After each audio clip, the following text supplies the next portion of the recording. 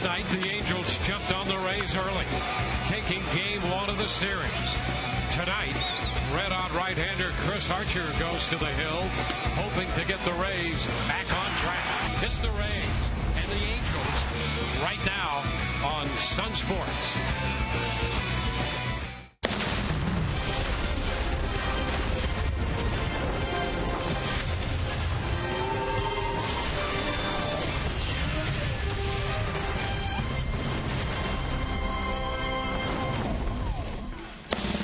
Tonight at Tropicana Field, the Rays and the Los Angeles Angels meet in Game 2 of this 3-game series. The Rays looking for a winning homestand. The Angels took Game 1 of this series last night by a score of 5-3. Hi again, everyone. Welcome to Rays Baseball inside Tropicana Field with Brian Anderson, Dwayne Stats. Great to have you looking in. Todd Callis along in just a moment. Well, the Rays are dealing with the red-hot Los Angeles Angels led by Mike Trout, the MVP of the All-Star game. 2 hits and a walk last night, including a home run his first time up. The most exciting player in baseball, and Mike Trout right now getting it done. This Angel lineup, very powerful and dangerous all the way through, but you start to look at Mike Trout and what he's done. 25 home runs. You know, he's tied for first in Major League Baseball with 60 extra base hits to go along with those home runs. Obviously, the runs batted in, tied for third. He scored 75 runs, tied for first. He's a good base runner, a good base stealer when he decides to. 10 out of 10 in stolen bases. This is a guy, you've got to control him if you want to control this Angel lineup. Well, the Rays coming off a great July when they had the best winning percentage in the major leagues. They've dropped 2 games, and in the absence now of David Price, they're going to need more innings out of their starting pitchers. Tonight, Chris Archer goes to the mound. He now leads this staff in innings pitched. And he's one of the guys that's been very vocal about now the opportunity to take over that mantle of a guy who's going to pitch deep each and every time out. And if you go over his last 13 starts, ironically enough, starting with a win against the Angels out in Anaheim, he's averaged over 6 innings a start. 9 of them have been quality. That ERA, very good, 2.35. This is where the opportunity comes into play for Chris Archer. Let's see if he can go out and get it done. Well, a lot of drama down the deadline for that trading period just ended. Todd Callis talked with Andrew Friedman about all of that, what it came down to, and what Friedman is thinking going forward with this Tampa Rays ball club.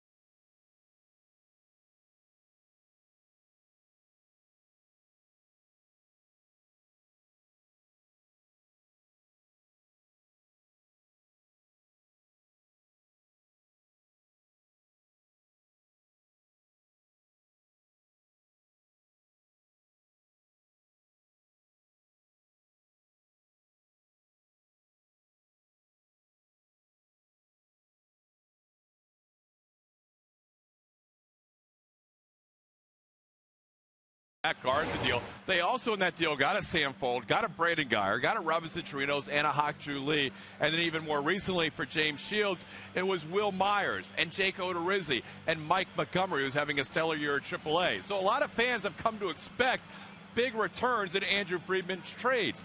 Why was it not the case with Uber prospects this year? Well, as Andrew explained to us yesterday before the pregame show, the landscape has changed dramatically in the game of baseball. The game has been changing, and it's kind of slowly evolved to this point where, in my opinion, prospects are really overvalued. It's gotten to the point where the now is undervalued, and the future and the promise of what tomorrow brings is the thing that's most overvalued. And so, we could have either looked at, a lesser prospect return or just taken the now value and gotten guys who we feel like can help us right now. And it wasn't easy, certainly really challenging decision, but we felt like with everything factored in that it made the most sense, and that prospects aren't going to all of a sudden start being properly valued this offseason. Friedman also said he didn't feel they would get an equal package had they waited till the offseason as we get ready for baseball on this Saturday night. Rays looking to win this middle game of the series and snap a little mini two-game losing streak. Dwayne Staats and Brian Anderson will have all the action of Chris Archer versus C.J. Wilson next.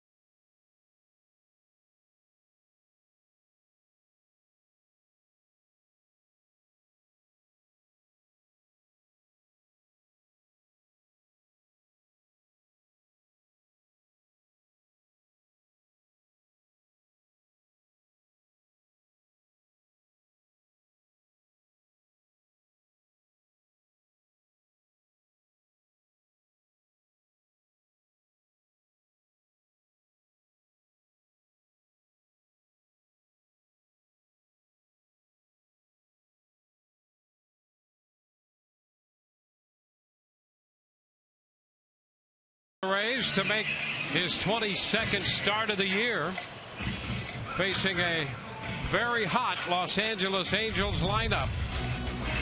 This club overall has been very good. They cooled a little bit, but scored 5 runs, 10 hits last night.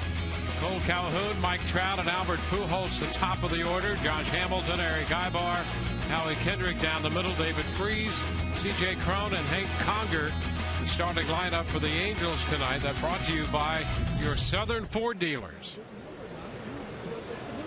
And here is the first pitch of tonight's game, presented by Pinch A Penny, and it's a fastball and a strike from Chris Archer.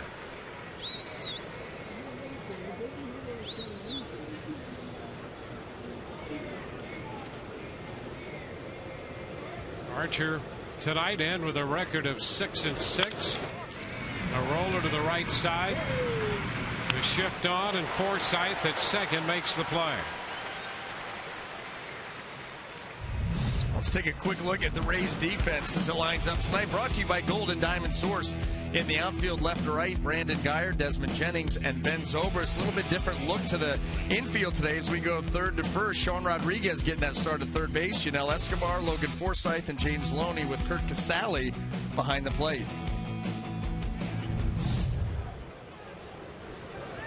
There are the numbers on Chris Archer. Facing Mike Trout. Pitch is a strike.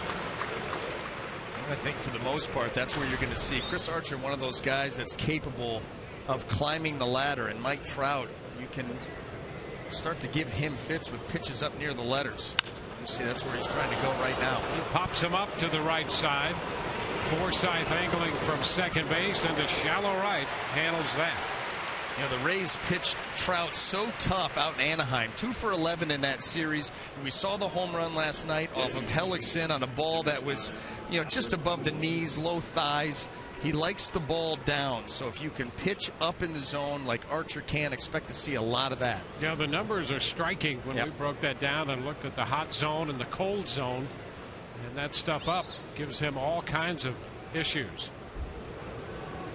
Well, where Mike Trout is smart is not a lot of pitchers can pitch up there effectively and consistently. You know, you're taught your whole life growing up as a pitcher, down, down, down. Albert Pujols fouls one straight back, strike one. So to all of a sudden switch gears and start to be able to pitch up in the zone and do it when you want to is not that easy. And the borderline between high enough to be effective and low enough to not be so effective. Yeah, it's a fine line. Oh, and it's a fine line where you get hurt big. You try to go up, you know, a fastball at the letters, and you miss at the belt. You're in big trouble. Well, we've seen that from time to time. That location and what it does to a pitcher and what it does for a hitter. 1-1 now to Pujols. He's the DH, played first base last night and shoots it through the left side of the infield. Fastball and a base hit into left. Now that was an absolute rocket here by Pujols. Look at him go down and get this pitch.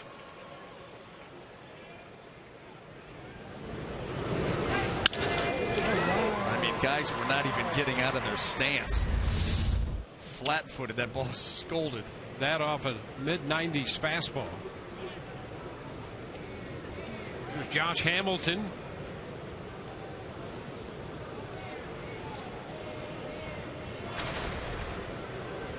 GMC matchup against Archer, a home run and 7 official at bats, 3 hits. There's a strike around the knees.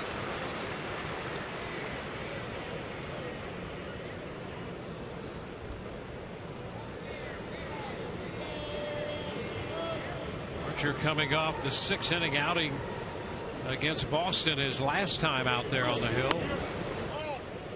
1-1, gave up 3 runs in what turned out to be a 3-2 loss. He left that game after 6, trailing 3-2, and that's the way it ended.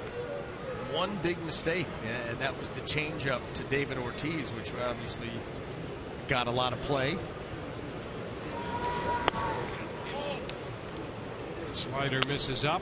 Might have been a change. Yeah, it was, and he's thrown a couple of them here to Josh Hamilton. That one noticeably a little bit slower on the arm speed, and that's the key. You know, Chris Archer, this is a pitch that he's trying to incorporate into his game and use it more and more against lefties. Still getting used to the nuances of throwing it. Again, with a strike on the inner part. 2-2. It's where you have to trust your grip. And it takes time for pitchers to trust that grip. I mean, Chris Archer's got no problem on a fastball to let it go. Well, that's the same thing you do on the changeup. You change the grip and you let the grip do the work. If you start thinking changeup, the arm will start to slow down. And you have to believe that if he gets opportunities to throw that pitch more and more, that only means it's going to be better. Yeah. And that's he's had difficulty getting to it. His fastball and slider combo can be so dominating that, yeah, you can have the idea, tonight I'm going to, and he said it, you're going to see it more in my next start, and we'll see it twice because the fastball slider is so good. You just can't find room to fit it in. And there's some wisdom in that, but if it works, they'll try to fix it.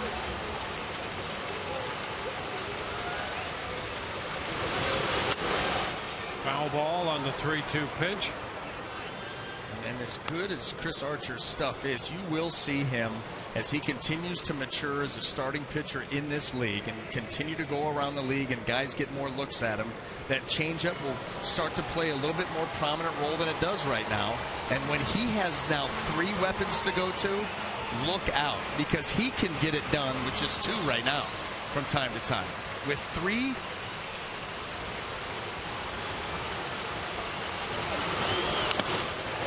foul ball. He got just a little bit of it and stays alive. Of course, Pujols with that full count, 2 outs, is off, and he got an extra jump that time with Loney off the bag and a full count. The shift on for Hamilton.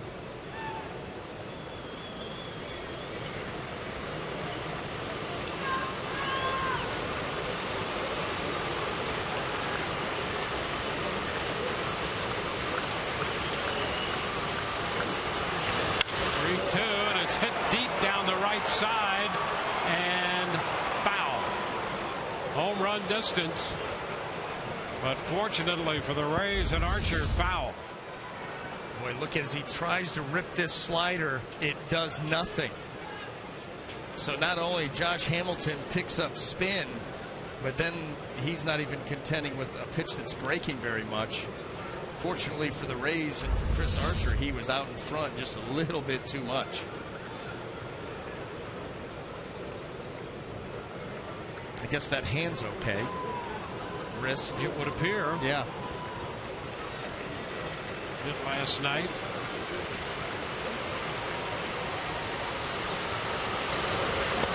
Cutting a miss. He's out. Came back. Got him that time. Had him out in front on a change. We go to the bottom of the first. No score.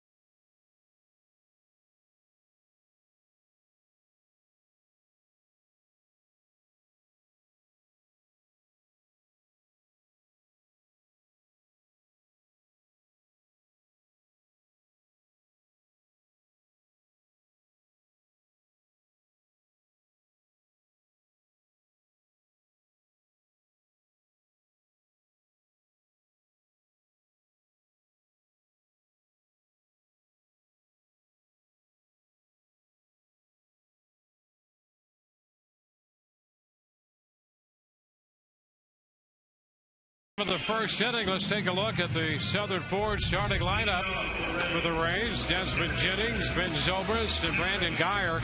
Rays, by the way, are 7-2 when Guyer hits third in the lineup. Evan Longoria in there as the DH, and Sean Rodriguez will hit fifth, playing third. Yanel Escobar sixth. James Loney, Kurt Casale, and then Logan Forsythe, the 7, 8, and 9 hitters.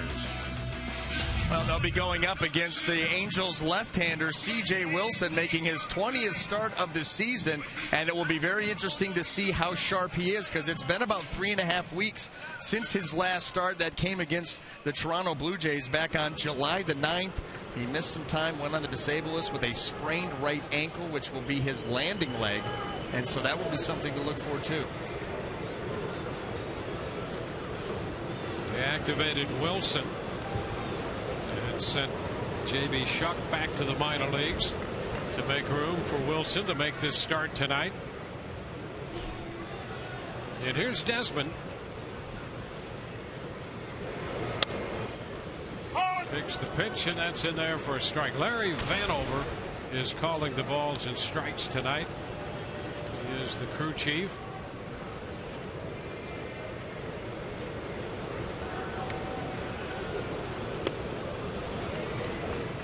One and one. What the Rays are hoping for is that C.J. Wilson is not nearly as sharp as they saw him back in May. Well, he has 2 career shutouts, both at the expense of the Rays, and he shut him out when he faced him in May, on May the 17th. That shutout in Anaheim.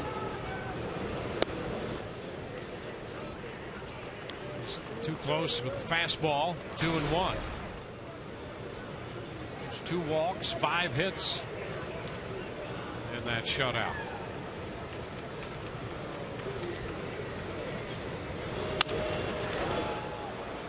Jennings lifts it out of play up the right side. 2-2 count.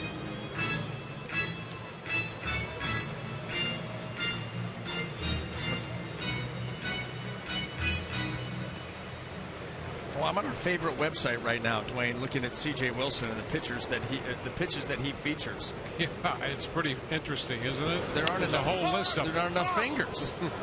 Strike call. Jennings out of there, and he heads back to the dugout. Well, I'm going to read them off to you. Yeah. And you take this with a grain of salt. We're just going to go top to bottom. Overall usage: fastball, curveball, changeup, slider. So far, we're pretty good. Yeah.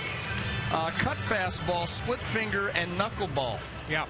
And you know what they've done with the fastball? They've combined the 4-seamer and the 2-seamer there. So just throw another pitch in that list as well. And I can live with that. I'm still stuck on the knuckleball, the split. I mean, how many do we read off there?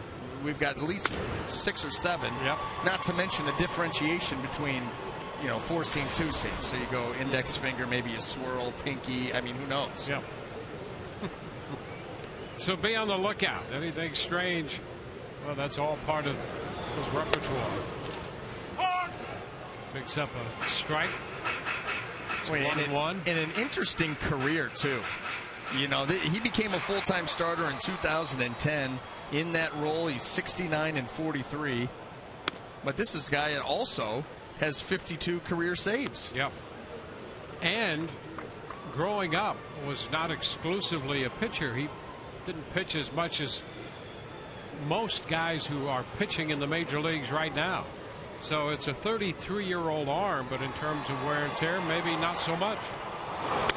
Yeah, you're right. I mean, because you think about all the amateur pitching that he did not do up to that point, and then starts off in the bullpen. Yeah, and there's such a growing awareness of pitchers who are drafted, and there's some concern because as amateurs they have thrown so many pitches. That's a strike at the knees, and the count is full. And so here he is, and he's a guy who, since becoming a starting pitcher and going out certainly to Anaheim from the Texas Rangers, he's 200 innings plus consistently. Down to short. Ibar makes the throw to first to get the hustling Zobrist. 2 up, 2 down.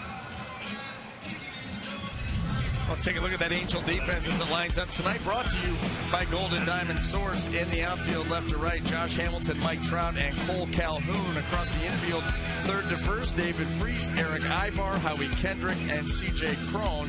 Hank Conger will be behind the plate.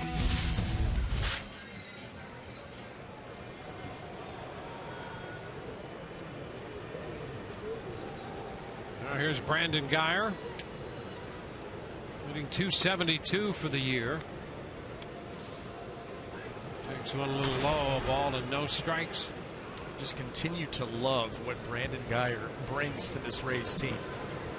Yeah, there's so many parts of this game that are not high profile, but are important. Yep. And he does those things well. And a lot of that has to do with effort. It also has to do with smarts. Yeah, he's a good baseball aptitude. He appreciates every opportunity. He's not going to give away at bats. He's going to battle you to the end. He's going to hustle, play hard defense, be a good base runner. Very valuable. And it took him a little while to get some traction, to get things going, working his way into a new role of coming off the bench and being a spot starter. But I'll tell you what, the more that you see of him, the more that you love him. Well, we saw that last night when he pinch hit and walked and then hustled his way into second, beat a play there, and helped the Rays load the bases. Ultimately, nothing came of that, but boy, he helped give the Rays a chance last night with that kind of heads-up play and hustle. Hitting third tonight against C.J. Wilson.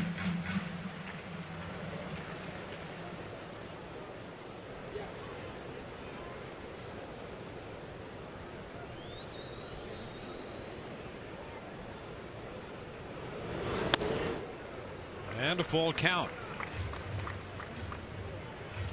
He'll work some counts as well. I was just going to say, you might want to get used to this. Yep. Buckle up for a little bit. C.J. Wilson not afraid to run some deep counts. 3-2. And there's ball four.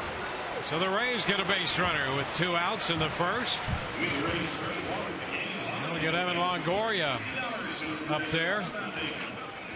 Evan remaining in the starting lineup tonight. He's DHing for the 4th time this year. He's played in all of the Rays games now this year. 110. This number 110. And enjoying a little chat down there with Larry Vanover, saying, well, if I run into you tonight. Yeah. How about that? I mean, just one of those things. You know, the same thing could happen where you collide with an umpire and have it work in your favor at some point. Certainly hurt the Rays last night. Pitch is outside, 1 ball, no strikes. Tell you what, you might want to keep your eye on Brandon Guyer in this situation too. C.J. Wilson, not the easiest to run on, just 6 out of 12 base stealers this year, but with 2 outs, Brandon Guyer savvy enough on the base paths to maybe try to steal one here. And there's a curveball in there for a strike. 1-1. That's why the first time through the lineup against a guy like C.J. Wilson, imperative that the Rays that are facing him, the guys on the bench, really paying attention to how he's pitching. What's working for him? What will he pare things down to as he moves on through this game? There's a drive, high and deep to left. All the way back and gone. Home run for Longoria.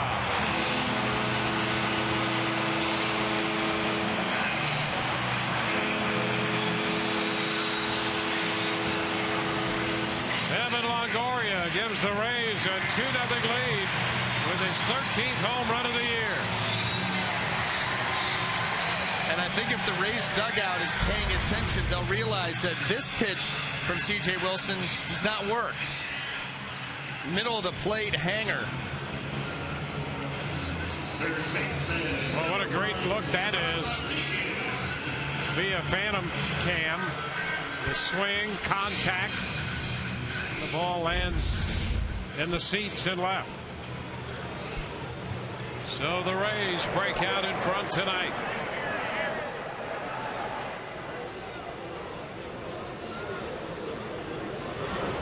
Sean Rodriguez takes the pitch wide.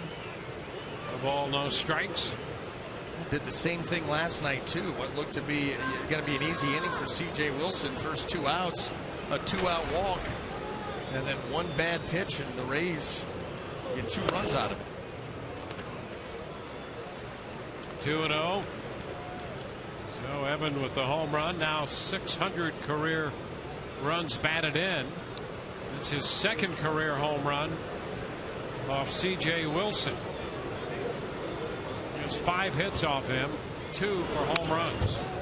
And a big cut right there at a fastball, and Rodriguez fouled it back. 2-1.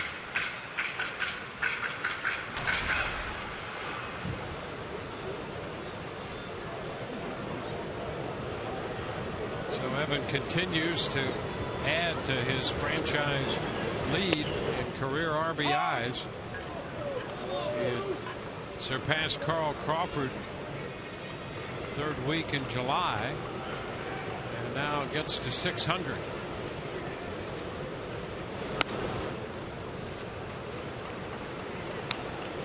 Full count to Sean Rodriguez. There are those deep counts. They start to take their toll. More balls than strikes. Well, he's had 3 full counts now already.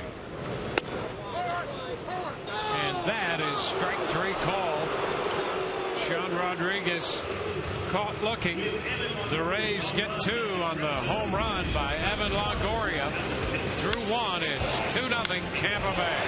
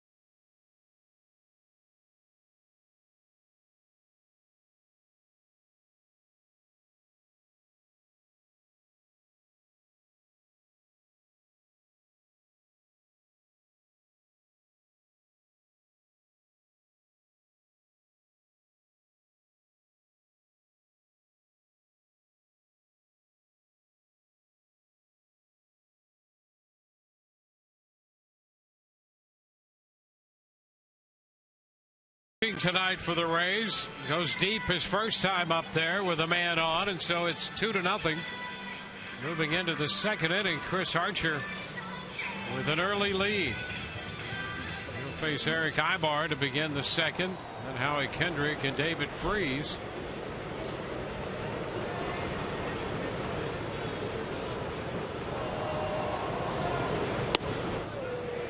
First pitch is a fastball for a strike. Archer retired the first 2 men in the 1st inning, then gave up the base hit to Albert Pujols and left him on. Pitch is up and away. It's 1-1. It's so nice to go out there as a starting pitcher for the home team at top of the 2nd inning with a lead, and a 2-run lead at that. Well, a couple of good things here we've seen early from the Rays, and one is Longoria swinging the bat that way and hitting the home run. The other is Archer and how he got out at the top of the 1st inning against Hamilton.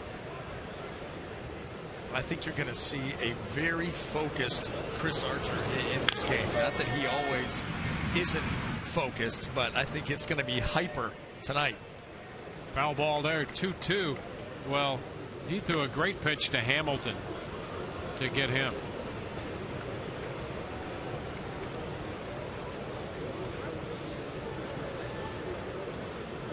Kendrick will be next, and then Freese.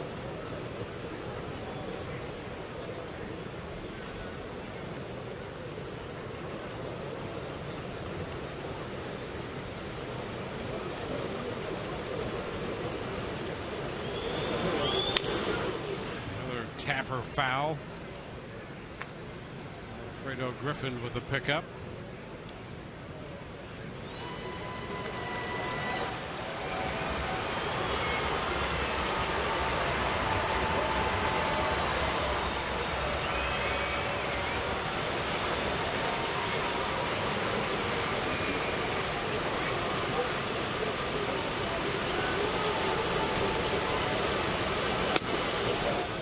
Count's going to go full. He misses with a fastball. 3-2. Well, Ivar has been very productive. This is a guy you do not want to go to sleep on here in this Angel lineup. A lot of big names, a lot of big run producers, but right now Ivar sits third on this team in runs batted in. Roller out to Forsythe. He'll make the play for out number 1. Well, here we go, Dwayne. We're going to get to that pitch you're talking about. They put together a montage for you. You see the changeup there. This is a better shot at it. Watch the arm speed. Best changeup we've seen Chris Archer throw maybe in a couple of starts, and this is the end result. Josh Hamilton selling out for fastball. It just never gets there. The willingness to throw that pitch in a full count with the runner moving speaks as well, to what he's doing out there as the actual execution of the pitch. Yep. And that's what we had talked about early. He has the capability of throwing that changeup in tough situations, but with that pitch being thrown more often comes greater confidence in that pitch to throw it in that kind of a situation. If you're a hitter and you know that Chris Archer's going to throw 100 pitches tonight, he's going to throw 5 changeups, what are the chances you're going to see one?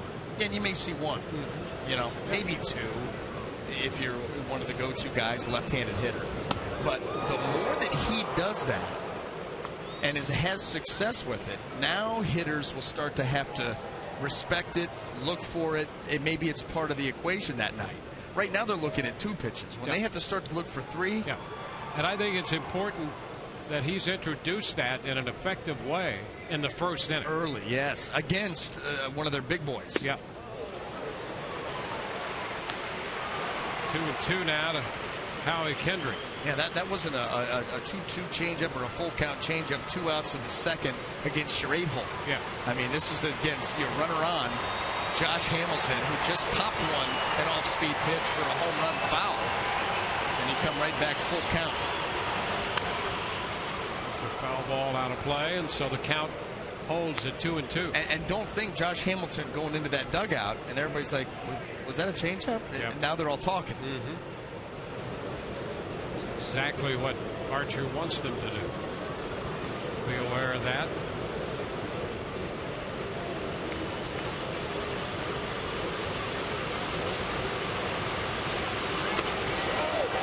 And he missed a little bit wide.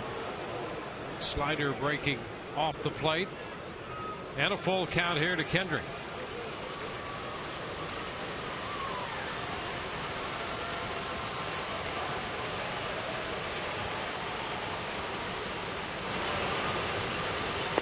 He got him. Struck him out. Fastball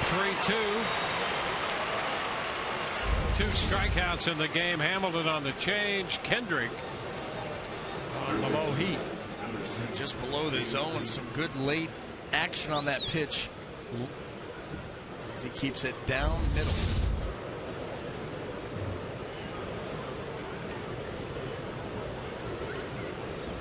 Now the third baseman, the former Cardinal, David Freese. A nice slider to start him.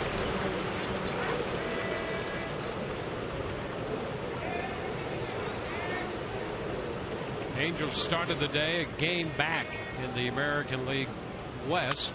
They're chasing Oakland. 2 strikeout here to Freese. And Oakland won today behind Leicester. So right now, they're a game and a half ahead of the Angels.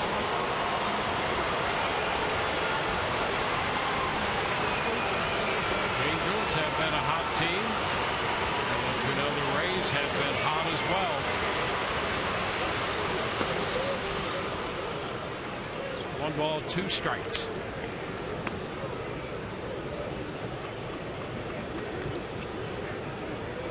Ray Crone has some big time power. He's on deck.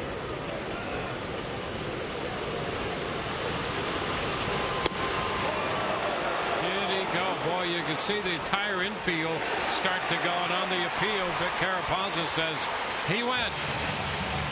Breeze out on strikes, back-to-back strikeouts. Rays lead 2-0 mid-2.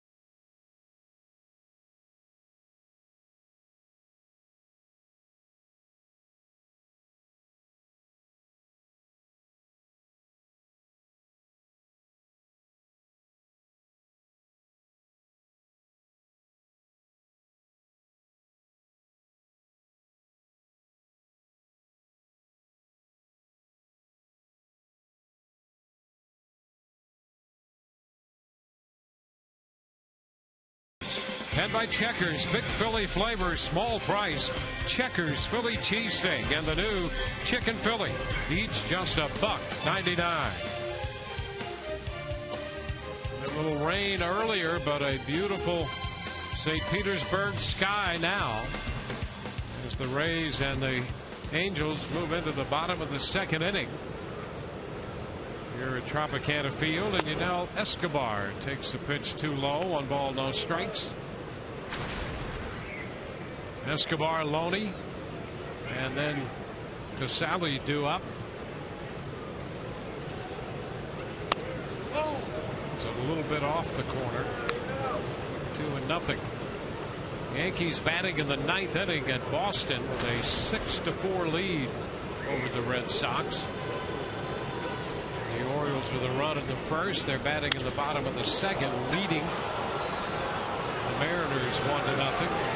It's Calhoun corralling the fly ball toward the line and right.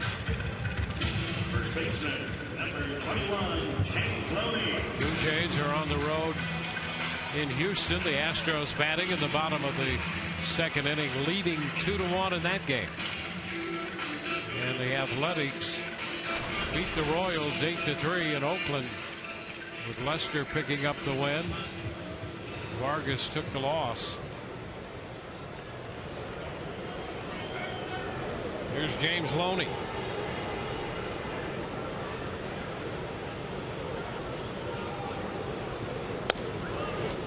Pitch strike.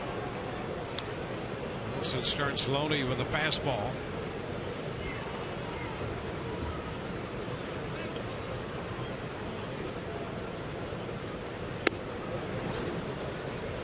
James 2 of 10 in his career against Wilson. He doubled last night, scored the first run of the ball game for the Rays.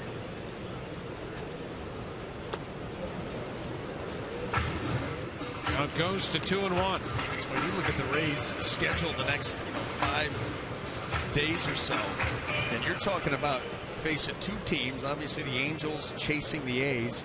You're going to leave this series, go out to Oakland to play those A's. These guys are playing for their playoff lives too. And first place in their division, which is so important nowadays, winning the division as opposed to the wild card.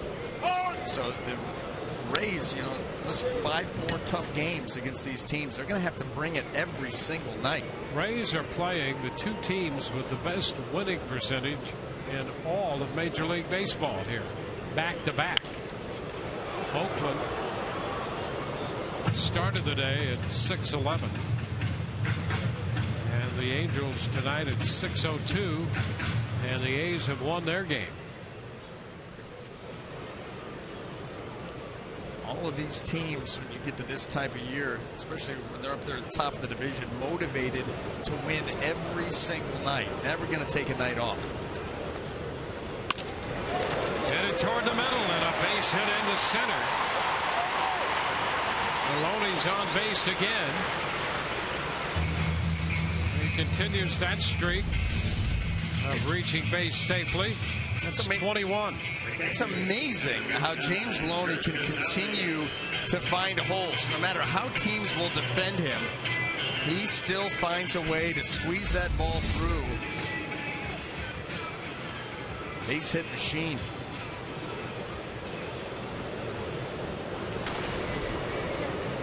Kurt Casali, 2 for 15.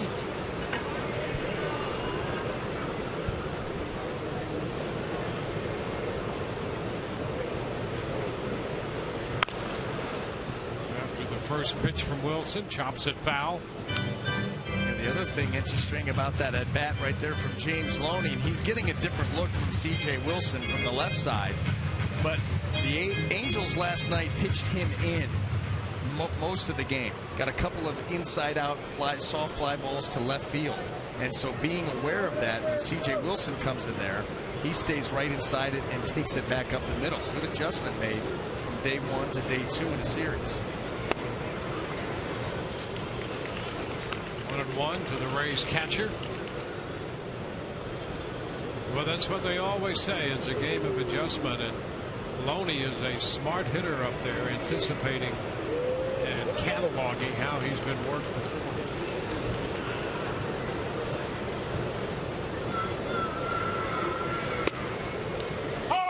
And catches the corner.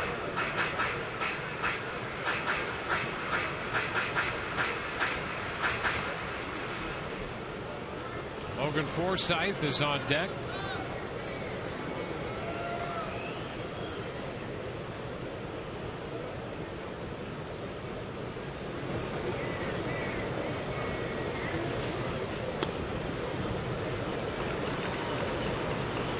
Two and two. Slider that dropped low.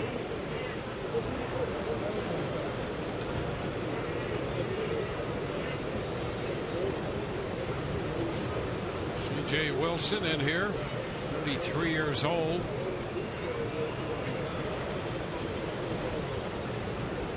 Just worked Monday in a rehab start at the AA level.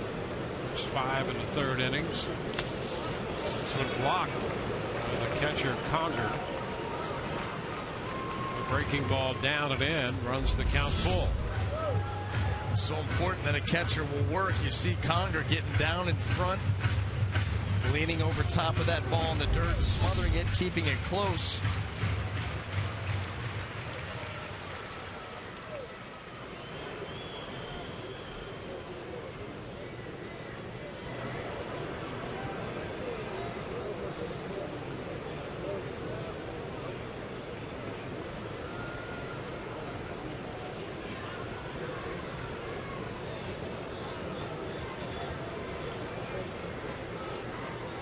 Three-two, and there is the second walk of the game given up by Wilson. Casali goes to first, and Loney moves up to second. Joe Madden's summer social tickets are on sale now. Don't miss your chance to mix and mingle with your favorite Rays players and coaches at this exclusive event coming up Sunday, August 17th. Go to RaysBaseball.com/broadcast auction to purchase your tickets now. Proceeds benefit the Rays Baseball Foundation. Opportunity here with a couple men on base, one out, and Logan Forsythe batter's box.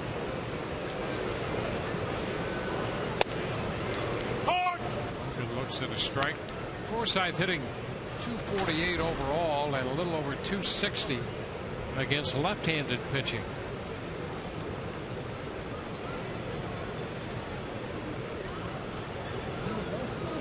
He started to come to life with that bat about the middle part of June. Been up over .340 since then. Stopped another breaking ball. Conger got in front of it. Even more important now with runners on first and second here with just one out. Rays already have a 2-run lead. Another opportunity. Nice at bat by Loney. A walk.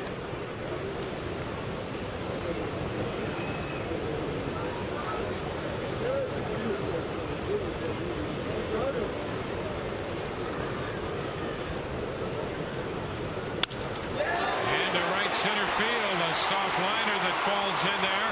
Trout with a pickup. Loney heads to the plate. Over to third goes Casale, and the Rays make it 3-0. Logan Forsythe comes through with an RBI single.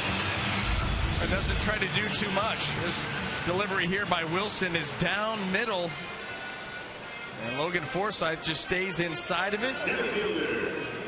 Nice short stroke and line that ball out to center field. C.J. Wilson, before he went on the disabled list, his 6 starts prior to that stint, 1-1 record, ERA of 7.28, and had given up 4 earned runs or more in 4 of the 6 starts in that span. So he had not been throwing the ball well at all.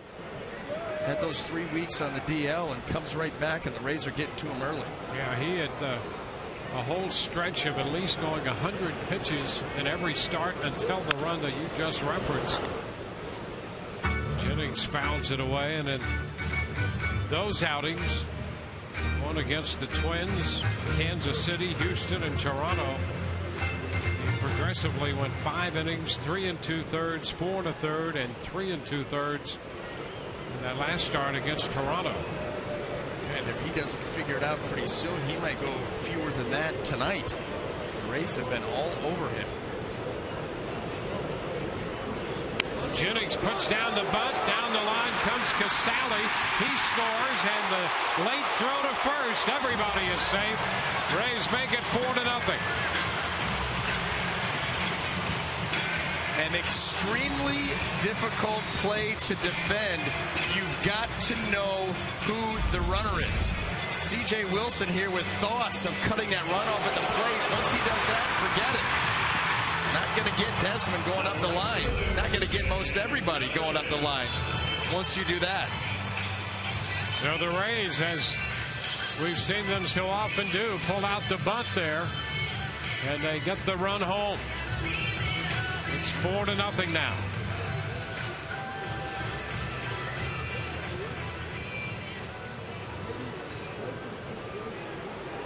Right out of the Rays playbook there. And here is Ben Zobrist.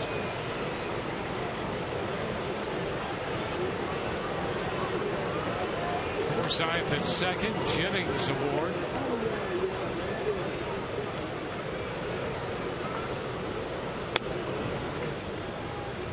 Ball 1 to Zobrist.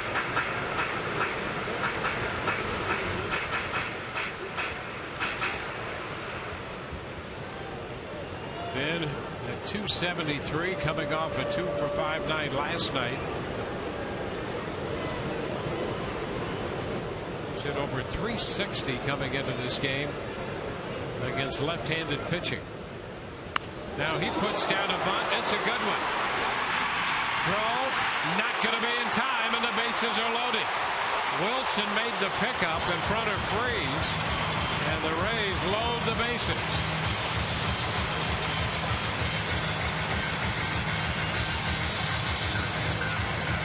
Well, you talk about confounding a team and absolutely running them right out of the building. Ben Zobrist, a great bunt there in between. And even with C.J. Wilson getting over there, there was no way he's throwing out Zobrist. No play there. The back-to-back bunts. One got a run home. The other one has loaded the bases. Mike Butcher, the pitching coach, spending time with his left-hander and the catcher. It's Wilson and Conger out there with Butcher. The Rays have put 5 consecutive men on base to score 2 runs and load the bases.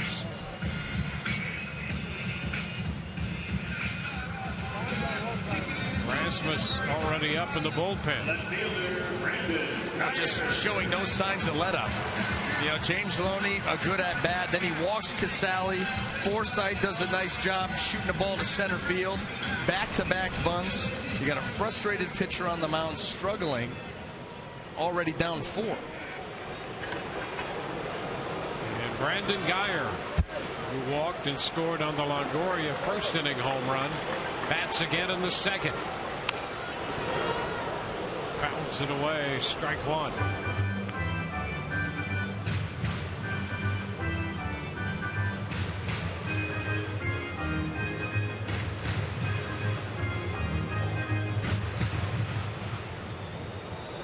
All of this started with 1 out.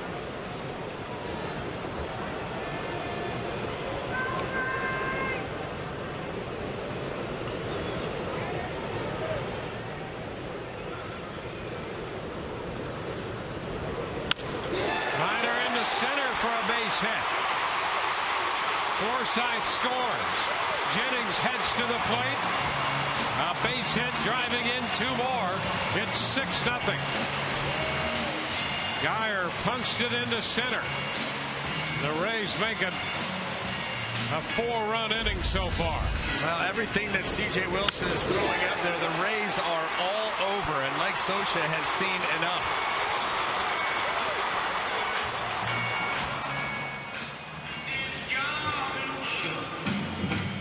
That's going to be it for C.J. Wilson. He works an inning and a third. The Rays get 6. Back with the new pitcher in a moment.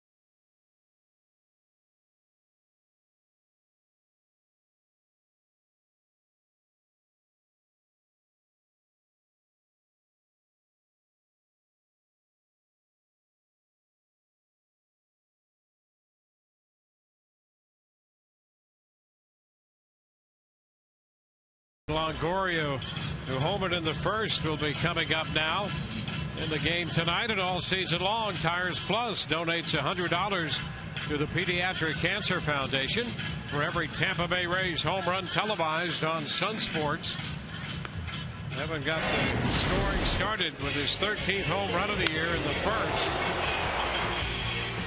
The Rays have added 4 more in the second, hastening C.J. Wilson's exit, and responsible for 2 more men on as Longoria bats against Corey Rasmus. A little bit of foreshadowing in that first inning, the walk to Guyer, that home run by Longoria, and just continue to go downhill to the point where now Corey Rasmus here in the game in the second. 19th appearance for Rasmus. He's 2-1, and the pitch is a strike dropping in there.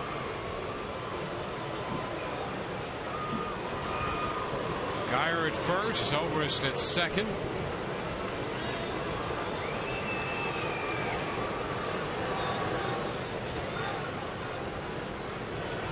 Breaking to the bag with Zobrist extending his lead a little bit. And a step back by Rasmus.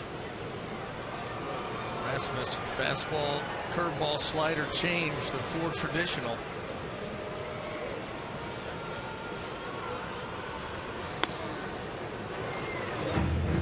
So 1-1 count. 6 runs charged to Wilson. Possibility for more charged to his account. 6 equals a high for him this year.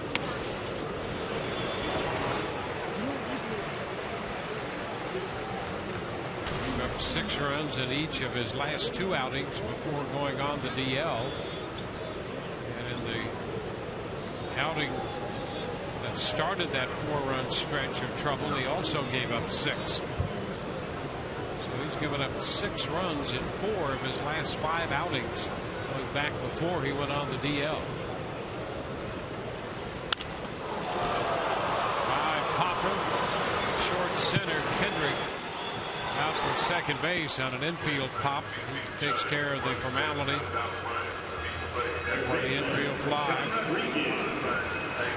I'll tell you what, this Rays lineup took Joe Maddon's comments to heart. Joe Madden was talking about last night's game and says, listen, the fight in the 9th inning is great. That's not good enough anymore. You got to come through. Load the bases with nobody out. You've got to score runs and extend that game or win it right there. And boy, oh boy, shot out of a cannon tonight. Yeah, Joe's saying that game last night was winnable. And the good old college try is not good enough.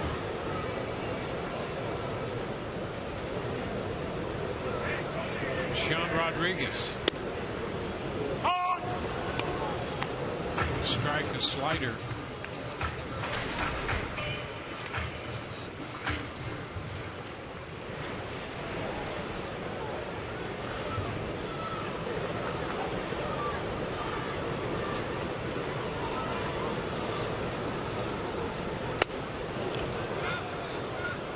That's another strike. 0-2.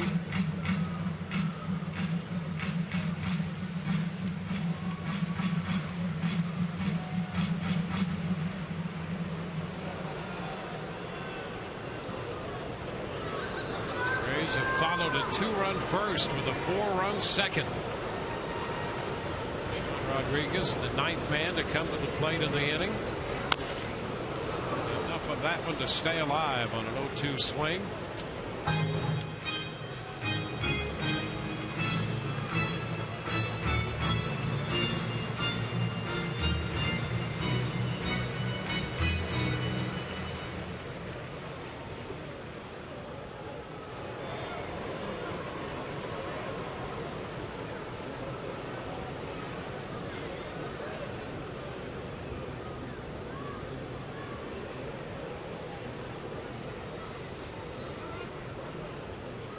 Upstairs, now a ball to 2 strikes.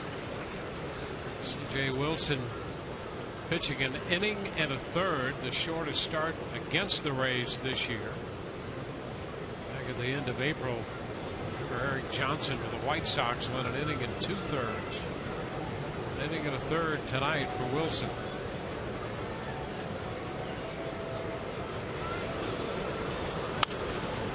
It's out of play. See another 1-2 pitch. Mariners have tied the Orioles with a run in the top of the 3rd at Baltimore. Blue Jays and the Astros are now tied, bottom of the 3rd in Houston. And the Yankees have just beaten the Red Sox 6-4. 1-2. Rodriguez taps this one foul.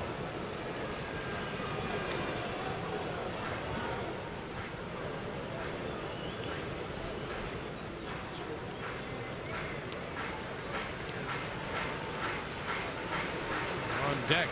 Yunel Escobar.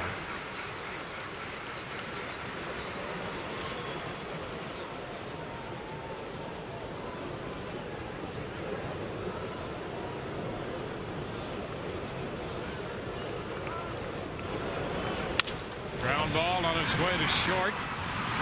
Ibar's throw takes care of Sean Rodriguez. The Rays are out, but they send 9 men to the plate and score 4 times. Logan Forsythe drove in a run. Desmond Jennings got one home. Brandon Guyer got 2 more across. 6-0 Rays.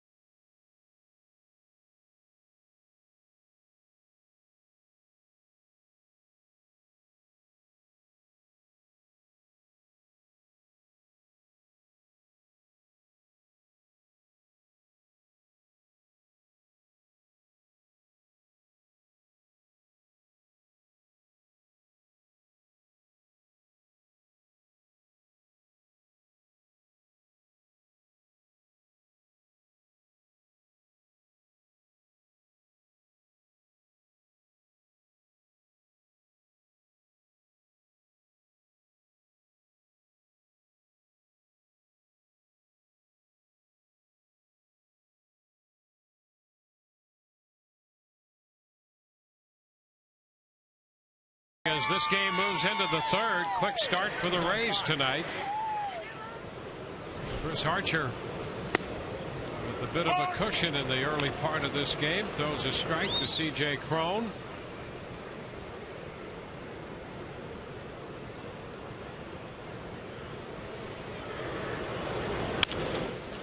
And the third, next hop for Rodriguez. Cron is out of there. Time now for you to tweet your photo using hashtag SunSportsFanPhoto for a chance to have it shown in our broadcast later in the game, brought to you by AT&T. And if you're giving advice to Chris Archer, what you tell him in this situation with a lead this big early on, maintain aggressiveness. That's it. You've got the game plan. Stay aggressive. And he's been that way through the first 8 hitters, 7 first pitch strikes. And there's one to make it 8 out of 9. 1 strike to count to Conger. And you know, by building this lead like it is right now, this is going to give Chris Archer the opportunity to get very deep into this game. If he's able to perform and pitch well, you don't have to go to those matchups quite as early, and you can let him get some length, which will help that bullpen. Well, that's going to be a big factor for the Rays if they're going to have success going forward. The rest of the way, they're going to have to get a lot of work out of that bullpen, and what you hope, what the Rays are hoping, is that their rotation can start to cover a couple more outs per outing. They have to. They really have to, and I think the guys have accepted that challenge. Conger, a towering pop fly, and it's caught by Escobar. You mentioned, Dwayne, that right now Chris Archer sits as your top innings guy, and he's averaging 6 innings a start, and he's your top guy. So they understand that, they acknowledge it, and I think that to a man, they're going to be fighting to get that extra inning, the extra 2 outs, whatever it takes. Well, it continues to be a young staff, and that's the next stage for this staff now. make up. They're going to have to extend these outings a bit. First pitch to Cole Calhoun is a strike. So it's 9 of 10 in the first pitch strike department.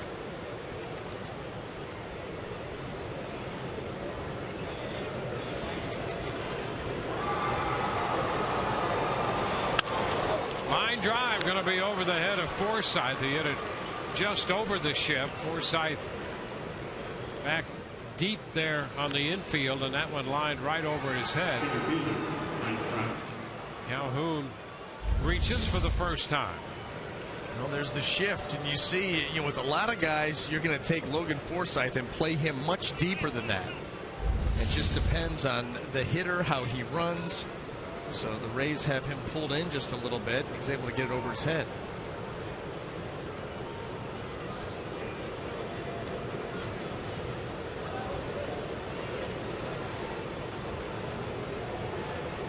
Mike Trout with a man on. And the first pitch strike on the fastball.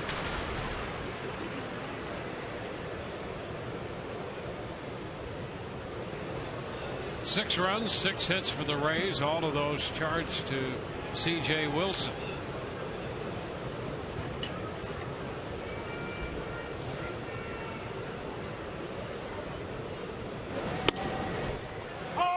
Again, a strike call.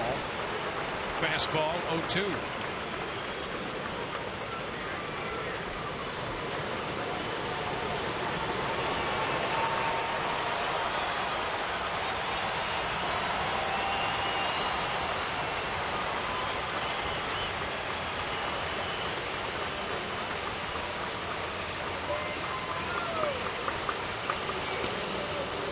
This one gets away.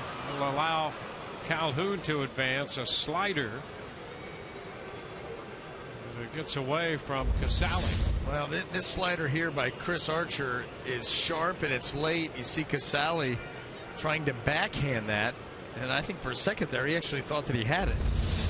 Either that or he was trying to deke the runner, but regardless, that ball gets by him and the Angels get a runner in scoring position.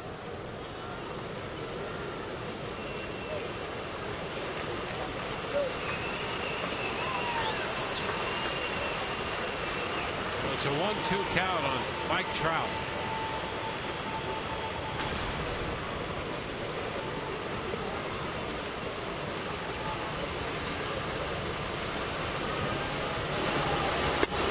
And there is strike 3 call. Nice little slider out there. Man left on base. We go to the bottom of the third. 6-0 Rays.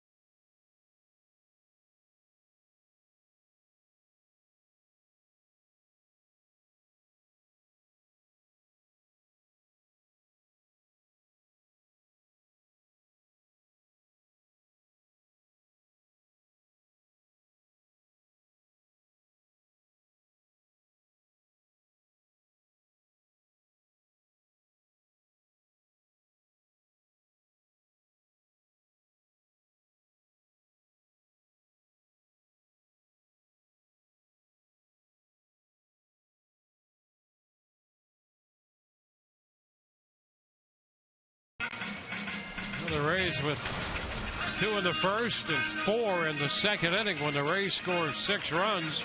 You score 50% off online orders the next day at papajohns.com.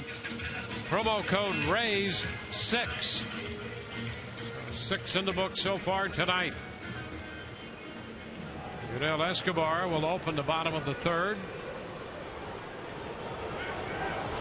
Corey Rasmus in early relief of C.J. Wilson.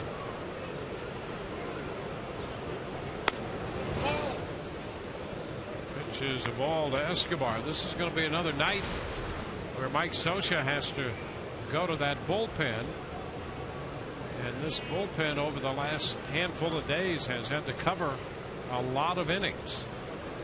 They've had a couple extra inning games in there. Fly ball to center, and Trout will make the catch to get Escobar. So one away here. James Loney's going to be up, and right now let's go out to Todd Callis on the porch. Yeah, Dwayne, we've got all the Rays players, wives, and girlfriends out here. They are getting a lot of money going. A great fundraiser event tonight. Angie Balfour is the one that started this whole program. Angie's right here riding a bike. Tell us about what you're doing tonight, Ann. So tonight we're out here at the porch, and we are riding on the spin bike trying to raise money and awareness for an organization called Smile Train. Smile Train, and what does that do? They actually are an international children's charity that provides free surgery for children around the world with cleft palate and cleft lip. Awesome. We have Stephanie Kersey on the bike over there, and it looks like BA's fiance Jess is maybe next up. She's gonna get warmed up here. You've got 2 bikes going the whole game, right? 9 innings, at least one Ray's wife or girlfriend is going to be on the bike riding the whole time, or 2 it appears. Yes, at least one for sure. Okay, now last year you did this program with Oakland. A little different setup? We ran on a treadmill instead of the spin bike last year. And what's it been like tonight, everybody? I see, by the way, Drew Smiley is represented here. And he hasn't even pitched yet, and you've got... Yeah, Erin's out here. She's good friends with Allie, Logan Forsythe's fiance, and she got her on board, and we're happy to have her. Got a base hit here for James Loney with 1 out. By the way, you told me that last time this happened in Oakland, how did the A's do? They won. So this is a good luck thing. It better be. All right, so people want to donate. They go to smiletrain.org/miles for smiles. Smiletrain.org/miles for smiles. Everybody's participating. 25 different ladies out here getting a workout in and making money for a great cause. Dwayne, back to you. All right, Todd, thank you. And I've got to say this. The spin bike's got to be better than the treadmill last year in Oakland, don't you think? Way better. Better view.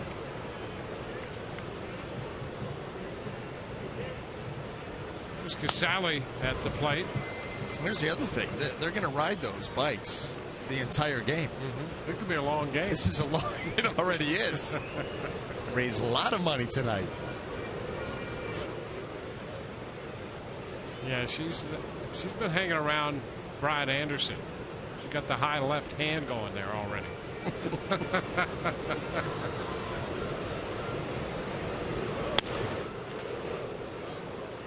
1-1 the count. Big cut there by Casale. Casale, the Rays catcher tonight, walked in the second inning and scored.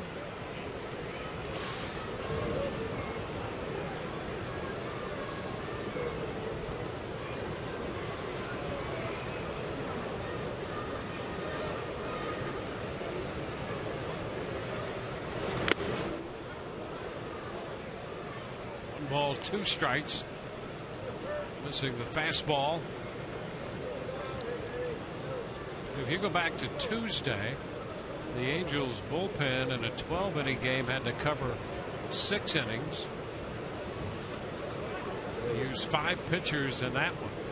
Wednesday, just 1 inning, 1 pitcher. But Thursday, in the 13-inning game, they had to cover 8 1/3 using 6 pitchers and 132 pitches. And last night they had to cover 4 innings, used 4 pitchers, and Rasmus was in this game in the second inning tonight. And he gets a call 3rd strike on Casale for the second out here in the 3rd. And you figure The way that this game is set up right now, the Rays are going to close them out. They're going to have to cover 6 2/3 tonight. Boy, that's quite a burden put on your bullpen, and still have to, quick turnaround with a day game tomorrow. That is a heavy workload. Yeah. Last night they had Grilly, Jepson, and Smith in the game, and Houston Street to finish it in relief of Shoemaker. And Grilly, Jepson, and Smith have worked in 3 of the last 4 days. So the bullpen has been worked over a little bit the last week. 1 strike to count to Logan Forsythe.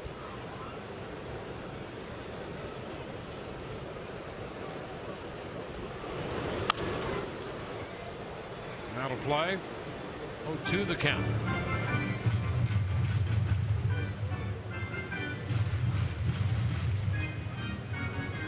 Rays have 6 runs tonight, 7 hits. Longoria started the scoring with a 2-run home run in the first. Then came the 4-run second.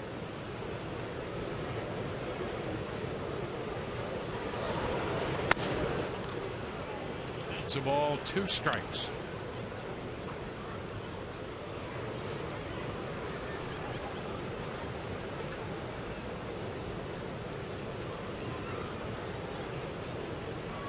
Rasmus, 2 innings in that Thursday game we referenced. It was his last outing.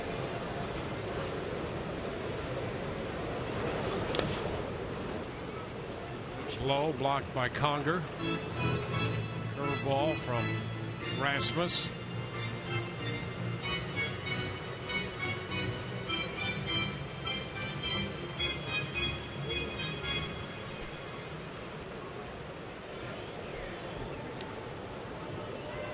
Top of the order, Jennings on deck. In the bottom of the 3rd, the Rays have gone through the order twice.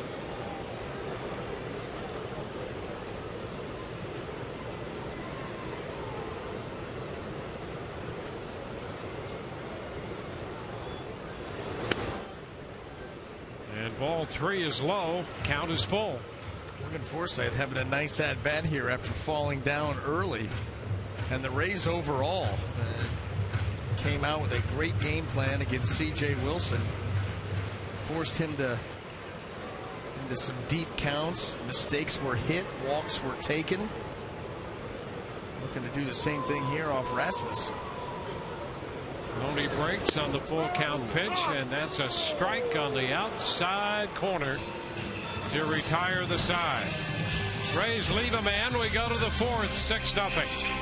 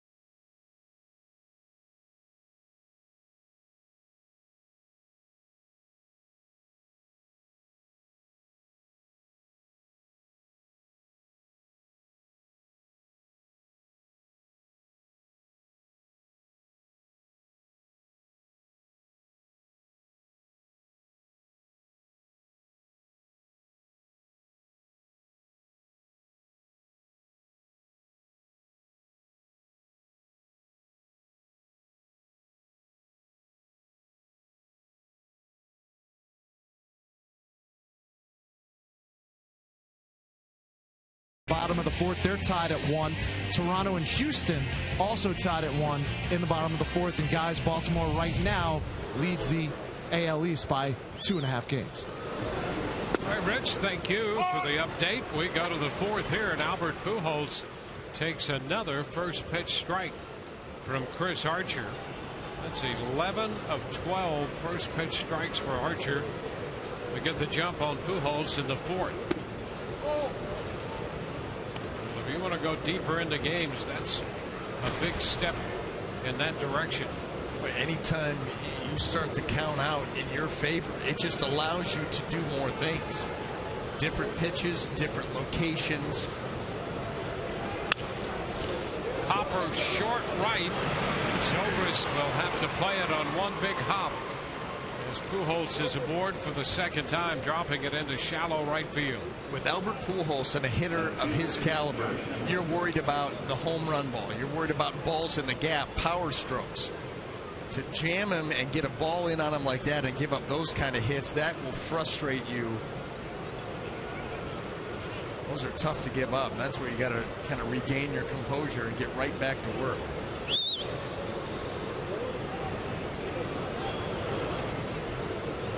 Josh Hamilton.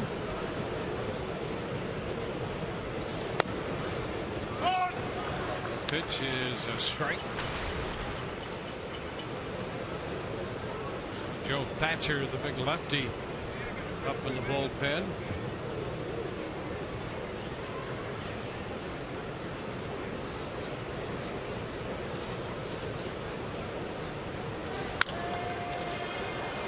It'll be out of play.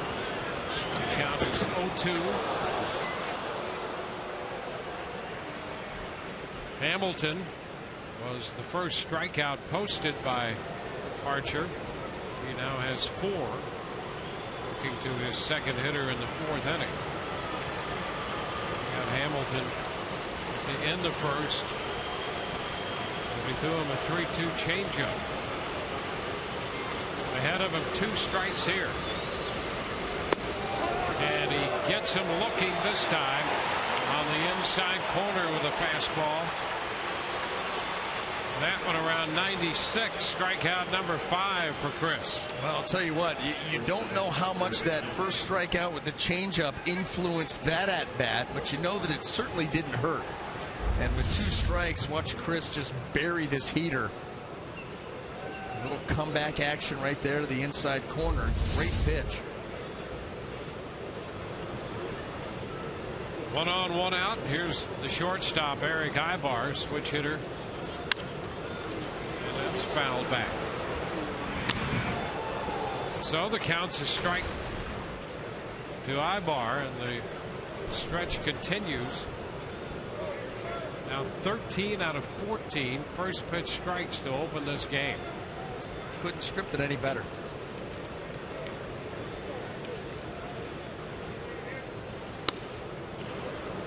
It's 1-1. I mean, you could, but 14 out of 14 is a little ridiculous. There you are. Look at that.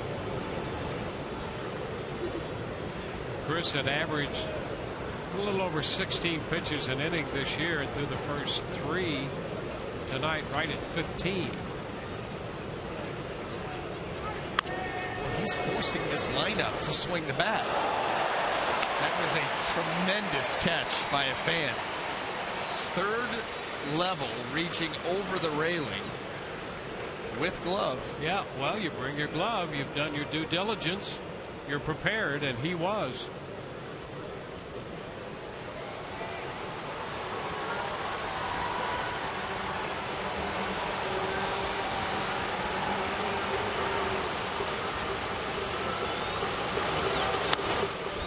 Upstairs, 2-2. Well, you go back to Archer's efficiency. When you come out of the gate, 13 out of 14 first pitch strikes, you're serving notice. I'm pounding the zone. I'm coming after you. Now he can do that. He's been given a lead. He's pitching aggressively, like we said that he should continue to do so. But you'll force that team to start to have to swing the bat earlier than they may want to. That's what you're seeing here. And he missed there to run the count full. continuing to try to find those spots to sprinkle that changeup in. Good one back in the first. Or took that one for all three.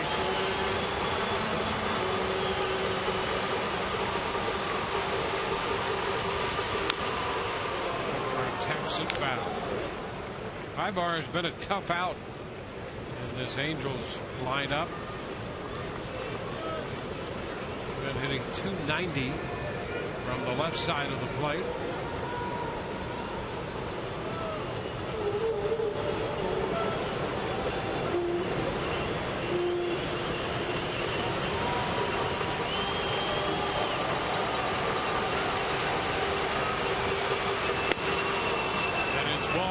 Too low. He loses him, giving up his first walk. That pushes Albert Pujols into second base. Here's Howie Kendrick, and we know how tough through the years he has been against Rays pitching. Against Archer now, he is 1 for 8. That's a welcome turnaround because this guy, for the longest, was murder with the bat against Rays pitching. Right back to another first pitch strike. Well, coming off of a hot July. He hit .333 in July. He was 35 out of 105 at bats. On 1 out, 2 runners aboard. He did not want the Angels to think at all that they can get back into this game. Up the right side toward the line. Zobrist in a hurry, can't get there. That's a double, and one hop's out of play. That allows Pujols to score. Ibar winds up at third on the double by Kendrick, and the Angels do get on the board, making it 6-1, and now have 2 men in scoring position with 1 out. Kendrick jumps on this pitch away, stays inside of it, drives it. This ball heading towards the line, and it's gonna one hop there into the stands. Well, a big spot here. Sure is. We'll let them back in this thing, as you referenced. Here's Freeze, and boy, that pitch, fastball, didn't miss by much. It didn't, but if you look at the way that Casale received it, it wasn't very smooth either. And so there was some movement on the glove.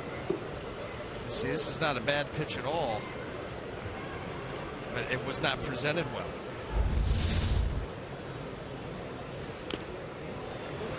It's 1-1.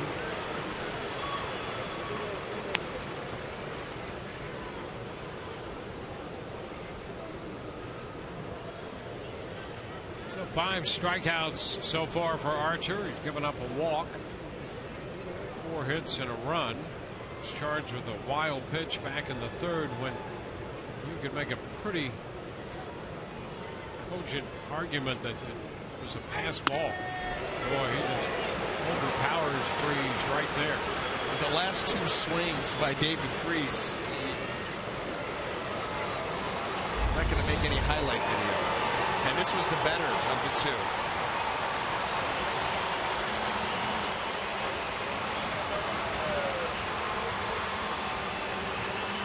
A ball, 2 strikes.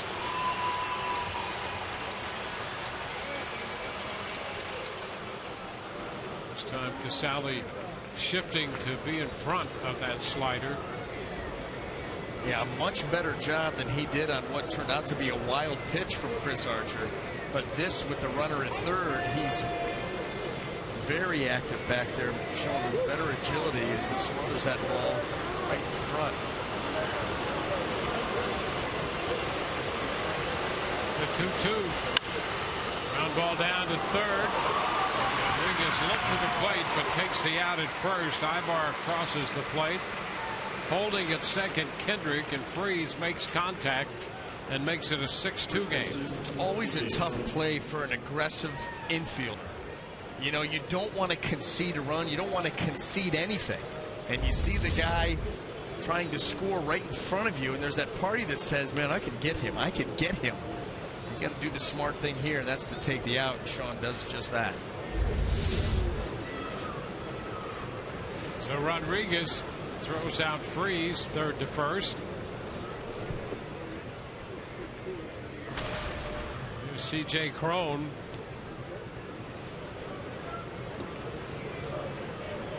Cron grounded out his first time.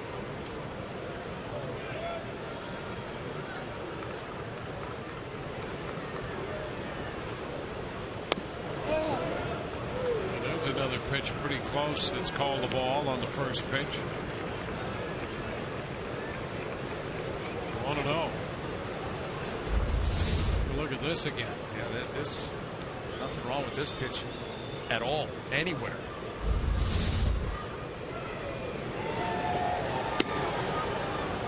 So he's now 15 out of 17. Should be 16 out of 17, really.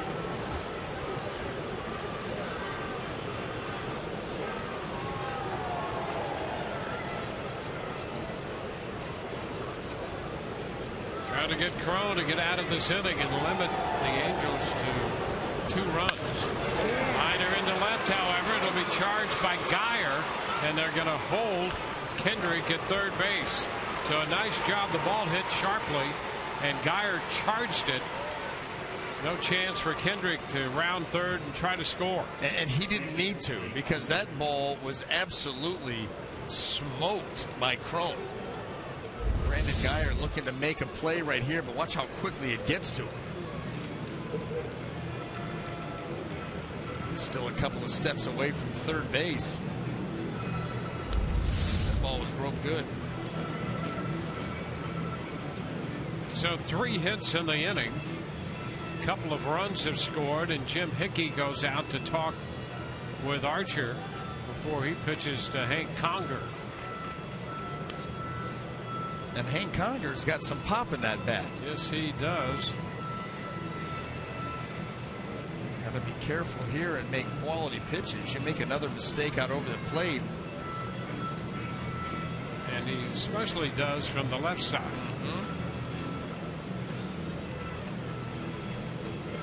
Rays jump to a 6-0 lead. It's now 6-2 in the top of the 4th.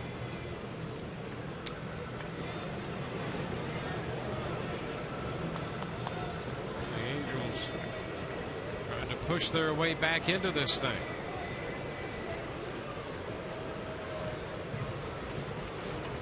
This one is down, and it's picked by Casale. Ball, no strikes.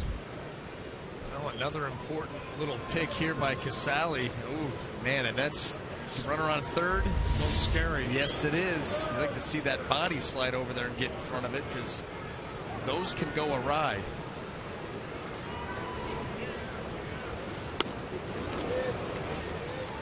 And the fastball again. This one away. 2-0. We have seen Archer get in these little situations where innings start to be extended on him. Trying to fight his way through this one now. Yep.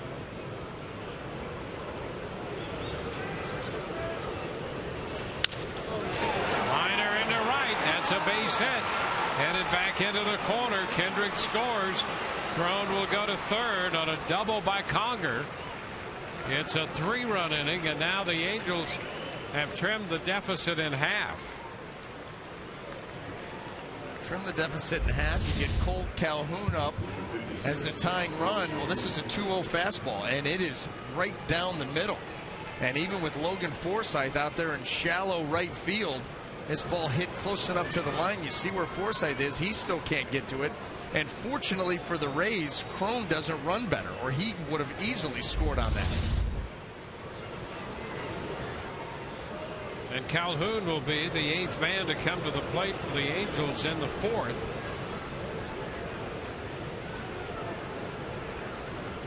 The .315 hitter with men in scoring position. Way high, and David trying to reach back there, put a little something extra, and missed by quite a margin.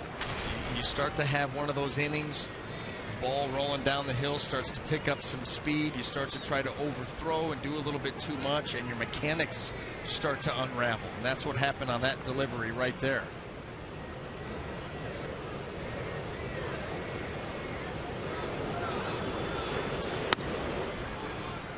2-0. Similar spot. Arm side high. Arm side high. The first thing that you think of, too quick with the front side. You start towards home plate a little bit too soon. Jumping out there. Arm can't catch up. That's where it's going to end up.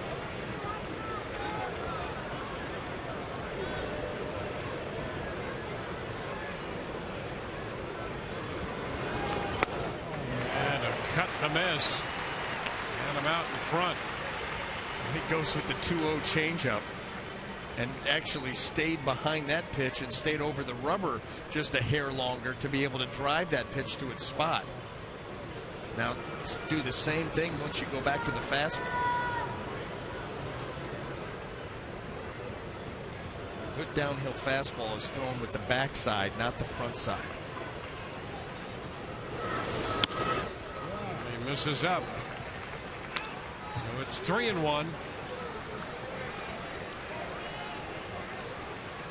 Well, this has turned into a 30-pitch inning. Beliveau, who pitched an inning and a third last night, will get up in the bullpen.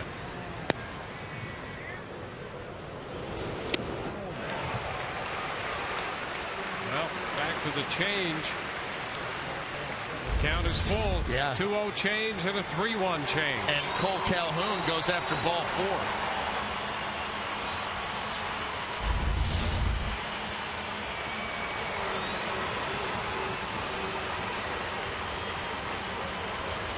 Swinging at a ball right there that ended up in the dirt that would have gotten Trout to the plate.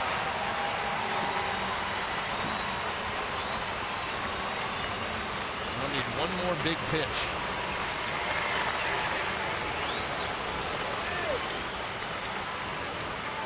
Thrown at third, Conger second. Calhoun a tough out at the plate. And the 3-2. He got him looking. Strike 3 called. 2 strikes on the change and strike 3 on the fastball in the mid-90s. 3-run score. 6-3 Rays mid-4.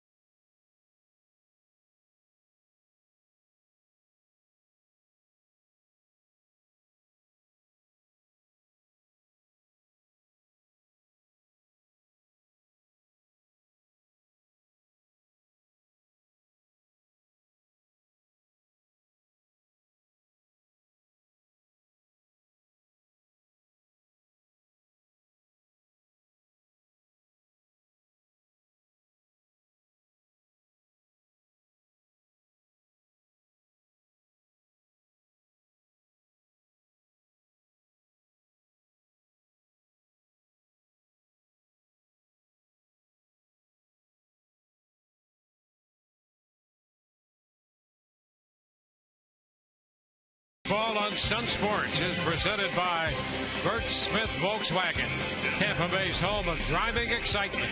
Visit BertSmithVW.com. And by Tampa Bay Radiation Oncology. When cancer strikes, strike back with CyberKnife. Available exclusively at Tampa Bay Radiation Oncology. The Rays see their lead cut in half from 6-0 to 6-3. 32 pitches in the top of the 4th inning by Chris Archer. And now the left-hander Joe Thatcher is on here for the Angels, their 3rd pitcher of the night. He'll face the top of the order, Desmond Jennings.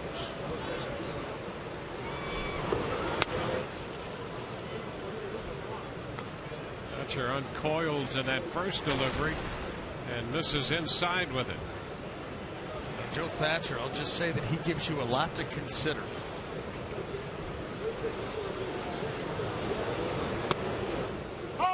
I'd like to try to repeat that delivery. No, thank you. Let Joe handle that. I'll let Joe do it. How would you like to be Mike Butcher and try to fix any potential issues with that delivery?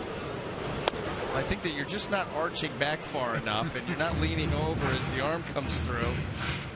You need a little more side-to-side rotation.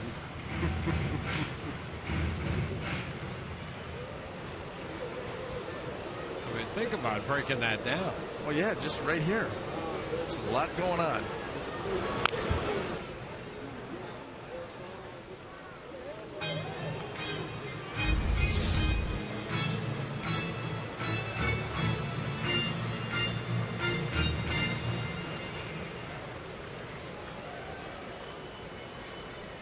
Anything that move does. Fouled out of play up the right side. Still 1-2 the count to Jennings. And if it works, more power to him, except in this series. He's trying to rebuild a lead, now down to 3. I'm going to tell you what, you go back to that last at bat with Calhoun, it could have been a lot worse. He swung at ball 4, the 3-1 changeup. Yep. The 3-2 fastball, close to being up and out of the zone. That's right. That inner honesty in you is coming out there. Little looper back at first base, but it's a foul ball. The count holds at 2-2.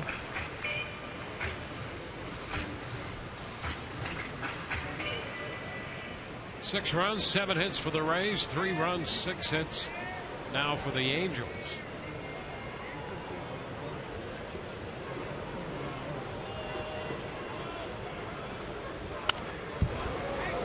Jennings trying to get something started. Bunted in a run in the 2nd inning and eventually scored when the Rays picked up 4. Their first 2 runs tonight came on Evan Longoria's 13th home run of the year.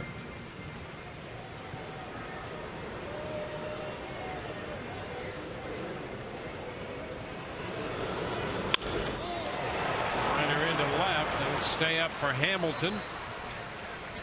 1 gone here in the 4th inning. Keep your drinks cool while supporting your favorite team. Get the exclusive Rays cooler only by purchasing a Tampa Bay Times ticket tandem when the Rays take on the Yankees Friday, August 15th. Visit RaysBaseball.com/tandems for more information. Pretty good looking cooler right there. Ben Zobrist takes a strike.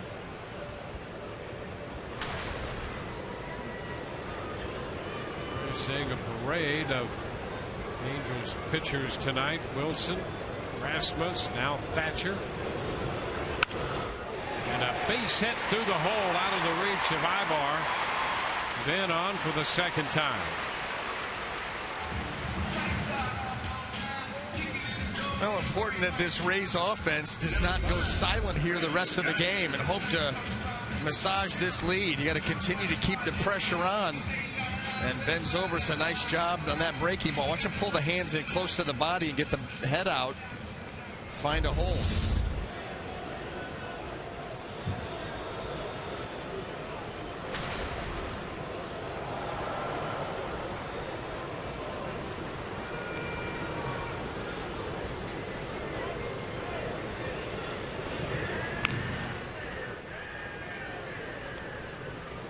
Thatcher keeping an eye on Zobrist.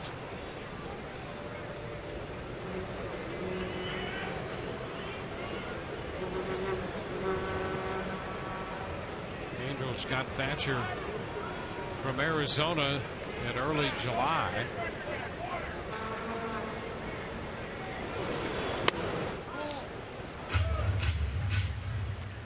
One ball, no strikes.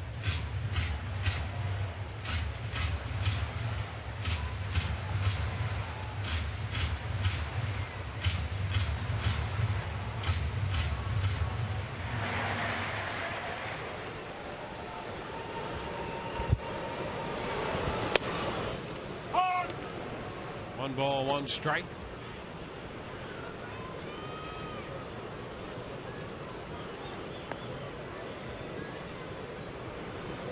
Thatcher, out of this delivery, has been throwing strikes. 10 out of 13 pitches for strikes.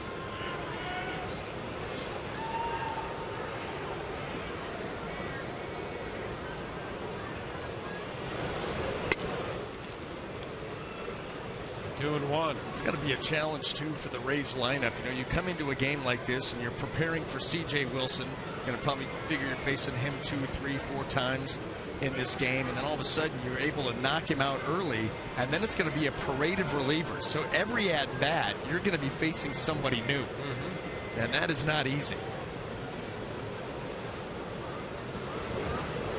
And a bunt. Another good one by Geyer, and there will be no play, and Thatcher comes up limping. So it's a bunt base hit by Geyer. And Thatcher hurt himself coming off the mound. Oh boy, rolled his ankle. Rolled that left ankle. You could see it just roll over, and that was it. Watch it right here.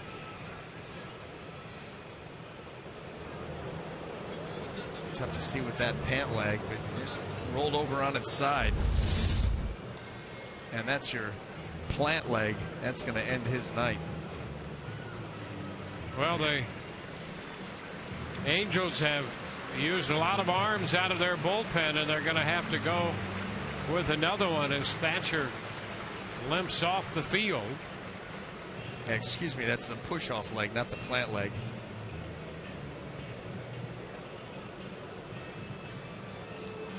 So the bunt singled by Geyer pushes Zobrist up to second. So Thatcher's in for a third of an inning. He faces 3 hitters. Gives up a couple of hits. We'll see a new pitcher for the Angels when we return.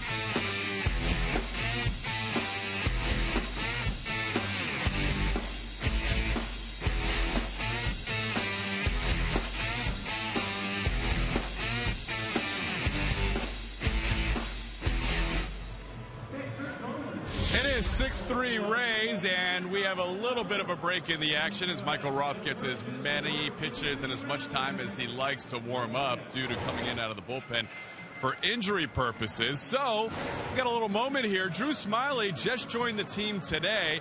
First thing he did, guys, was when he walked into the Rays clubhouse, he gets fitted for a tuxedo. That's kind of how things roll here in Tampa Bay Rays land, because they're going on a trip to Oakland, Chicago, and then it wraps up in Texas. In the first leg of the trip, it's the James Bond formal attire. So that was what Drew Smyly did before he even met his teammates, was get fitted for a tux. And here's his thoughts about being traded to the Rays.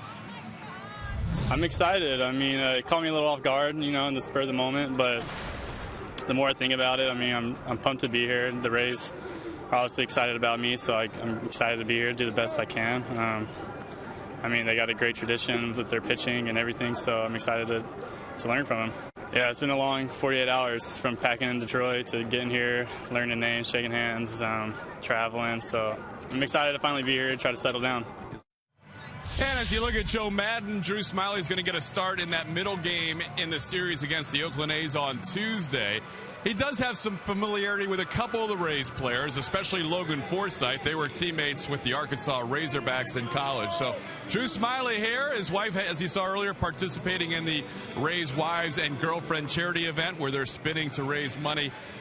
Great charity going on as well out there for the Miles for Smiles that Angie Balfour has been heading up. So right now, let's go back to Dwayne and BA. All right, Todd, thank you very much. The new pitcher is going to be Michael Roth, the lefty out of South Carolina, 24 years old. Roth did see some action with the Angels last year. This season he was pitching at the Double-A level, 9-6 and 18 starts. Takes a deep breath, collects himself, and here he is in emergency duty after Thatcher rolled an ankle. But no big deal. A couple runners on and Evan Longoria. This pitch is a strike. Evan hit the 2-run home run in the first inning to get the Rays started. They lead now 6-3. At one point led 6-0. Couple men on here as they try to rebuild that lead. Ground ball to third. Stepping on the bag, Freeze. Throw to first. Longoria grounds into the 5-3 double play. And there goes the threat. No runs, 2 hits, and a man left. We go to the 5th. 6-3 Rays.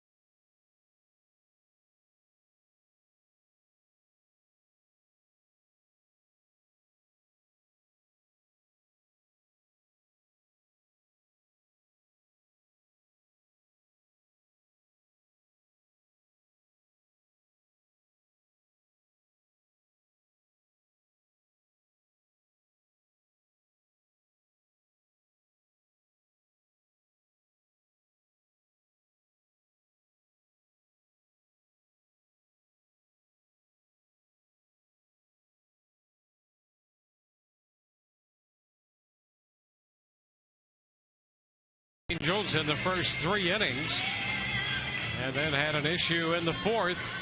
Our Toyota trend, the Rays pitching picking up as the season progressed, and Of course, the Rays with the best winning percentage in the majors with a 17-6 July record, led by a team ERA of 2.71. Yeah, I mean, trending in the right direction each and every month, going down.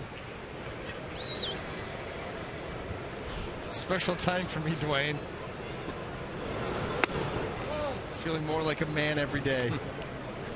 Pitch to Mike Trout. He's high.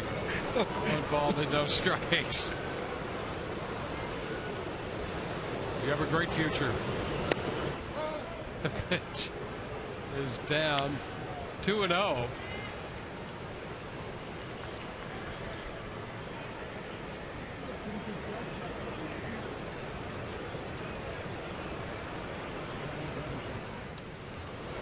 The count. Inside, 3 balls and no strikes. The count. Pujols is on deck, and then Hamilton.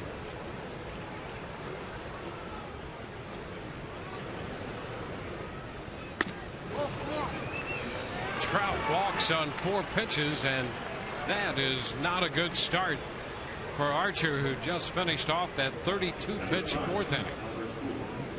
No, not at all. A 4-pitch walk, and we were just talking not that long ago about the first pitch strikes and the command of the zone, and that has started to leave Chris here. And now is not the time. Angels have already trimmed this lead in half. Well, Pujols started the 3-run 4th. He looped a single into right. There goes the runner. The pitch is down. The throw is not in time. Trout steals his 11th base in as many attempts this year. Boy, and you could see him. Good lead. He was leaning. He was ready to go. And there he goes. Very efficient on his movements down to second base. This is a guy a couple of years ago, 49 stolen bases in 54 attempts. He doesn't run nearly as much.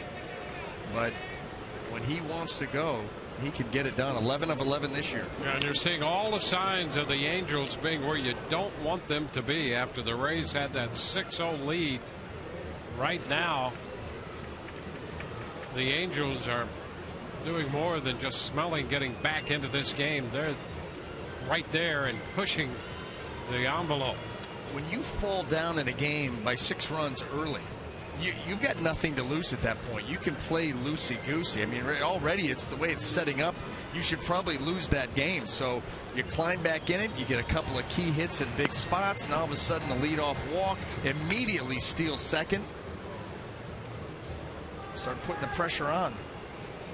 Jim Hickey with a trip to the mound, returns to the dugout. Beliveau is up again. He now joins Kirby Yates, who had started to throw. 1-0 the count on Pujols. It's fouled back in first pitch strikes.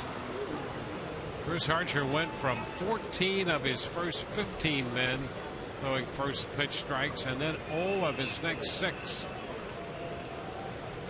A couple of those appeared to be strikes, but in reality they turn out to be called a ball, and so he's 0 for 6 after a 14 of 15 start. And there's a chase by Pujols, chasing the slider. It's 1-2. Now this ball right out of the hand from Chris Archer. He had yanked that slider. You see Pujols, you don't see that very often. It was almost a predetermined swing.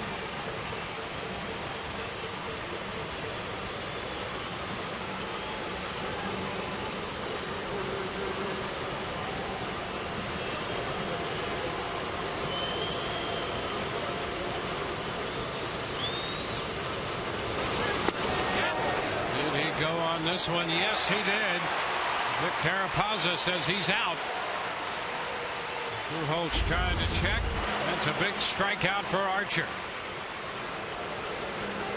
Boy, he tries. Just cannot do it. So Archer Post his 7th strikeout. Josh Hamilton with a runner in scoring position and 1 out.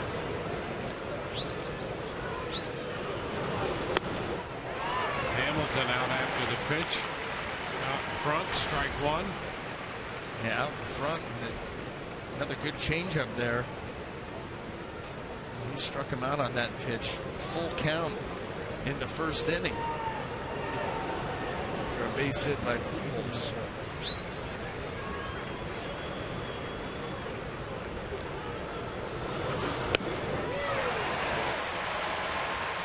Strike 2, another one. I'll tell you what, after that visit by Jim Hickey, Chris Archer has started to lock it back in. Another changeup. That looked like the 2-seam changeup.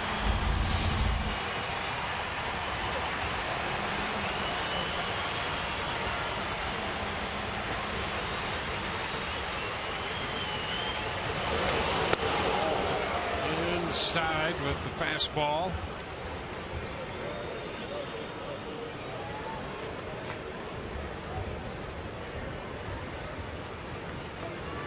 Six, 9-0 for the Rays, 3-6-0 for the Angels. That's Mike Trout at second.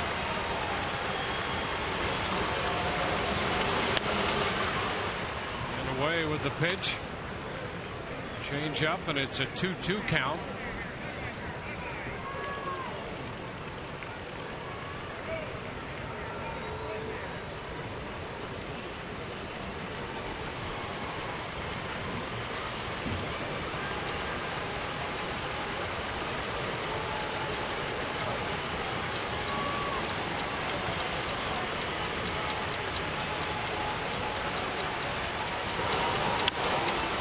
Cut, a little foul ball, and again a changeup.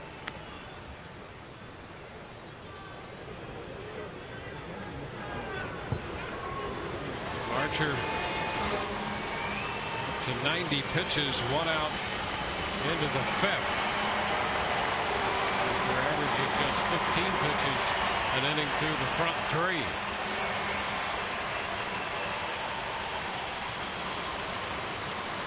Making him 45 pitches here for an inning and a third. 45 pitches got him through 3 full innings to start the game, and a swing and a miss. They strike out Hamilton. So that's a 2-3 with Loney getting the put out at first base. And the 8th strikeout of the game for Archer. Slider this time, and I'll tell you, a lot of good off-speed pitches to Josh Hamilton in that at-bat, and now gets him for the 3rd time.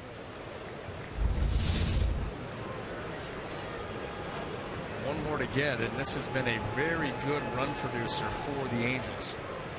Eric Ibar walked and scored in the 4th. 52 runs batted in on the year for the Angels shortstop. And especially tough left-handed.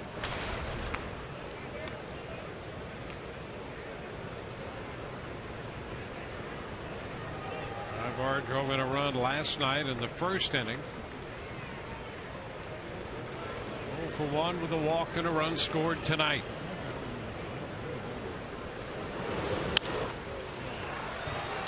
Foul ball out of play. 1-1.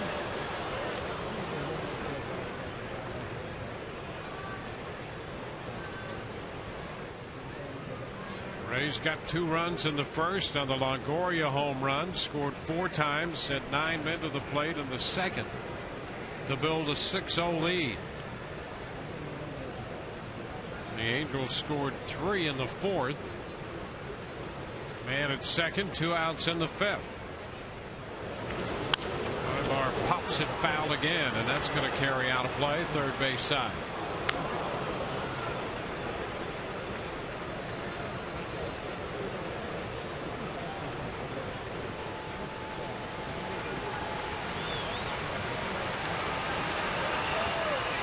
Archer made the strike to get out of the 5th.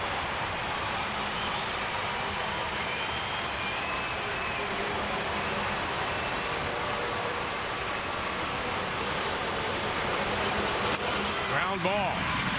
Loney to Archer covering. Archer there and beats Ibar to the bag to retire the side.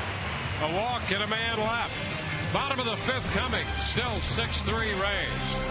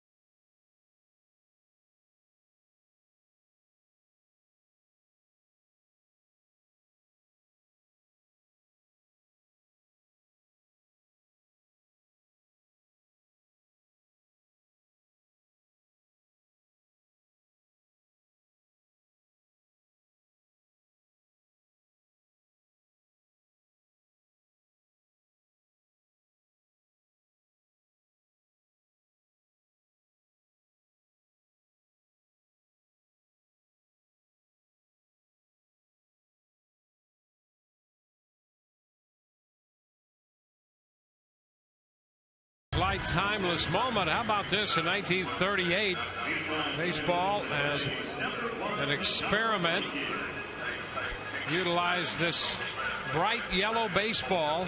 They used it in the first game of a doubleheader in a game played between the Cardinals and the Dodgers. The Dodgers swept the Twin Bill, won the first game 6-2 using that bright yellow baseball, and then decided they'd go back to the traditional white in the second game.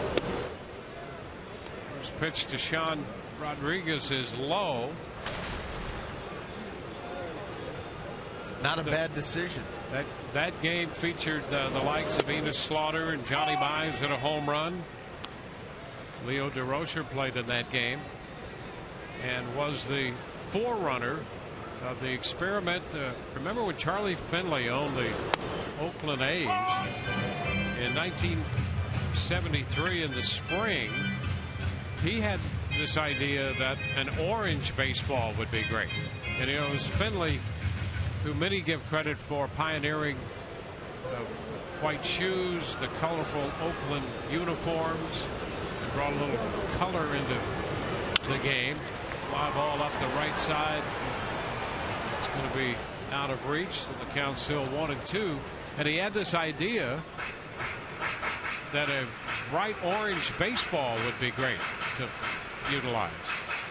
And the A's and the Cleveland Indians actually played a game with it. Umpires liked it. You could see the ball better.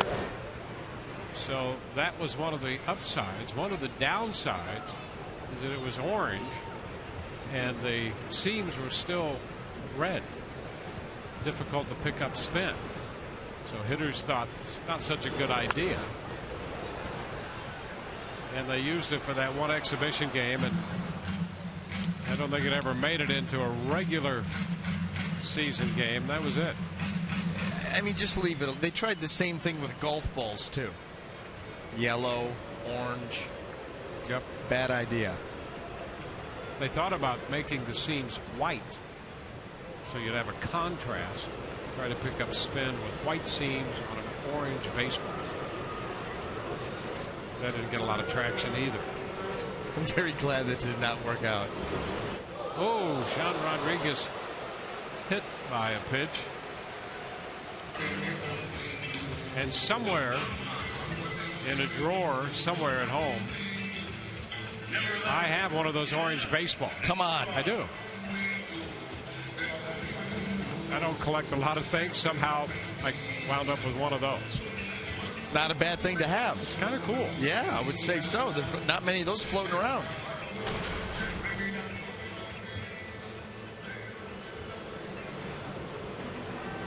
Mike Griffin, our producer, thinks I should bring it tomorrow. That's going to require dismantling the entire garage.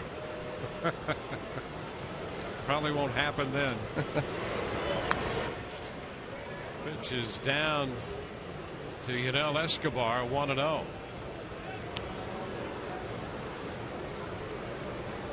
You know, those bright yellow baseballs, that was a time when they were pioneering night baseball. But I wouldn't imagine that you would see an orange ball better than you would see a white baseball at night. And that experiment lasted just the first game of the doubleheader, and then they thought better of the idea. 1-0 the count on Yunel Escobar. First quick decision MLB's ever made. No extended study required. None. One and done. Didn't even get to the second game. Yeah. So what is it? You're 20, 30 minutes in between? Mm-hmm. It's a quick study. That is.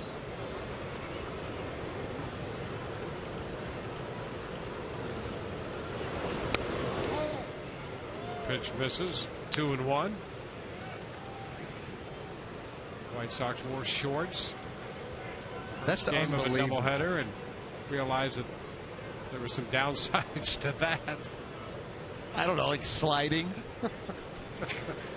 How does that happen?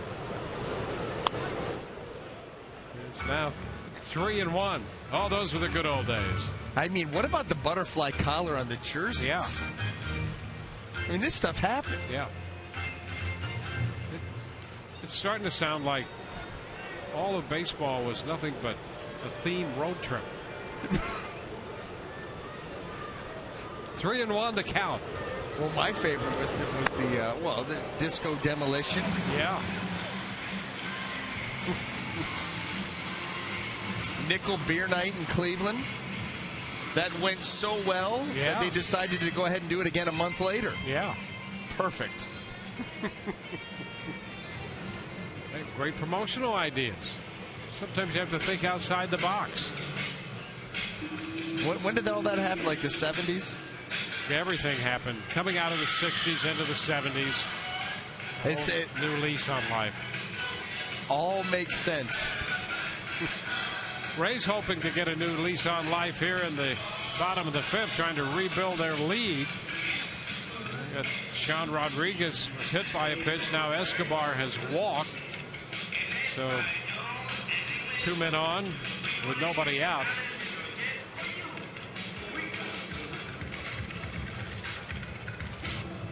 Number 21, James Loney.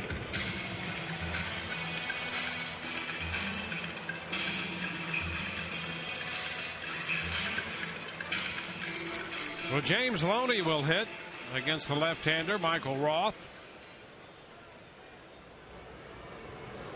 Only 2 for 2.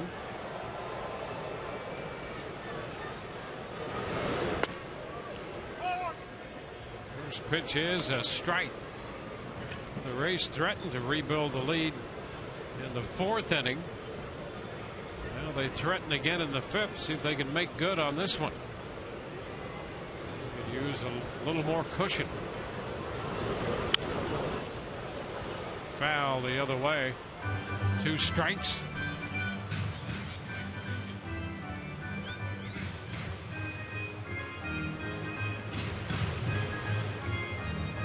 He's had a 6-0 lead. It's now 6-3.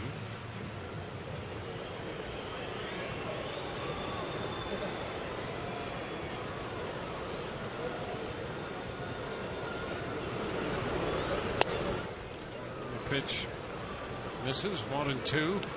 Wilson worked an inning of third, giving up. He gave up 6 on 6 hits.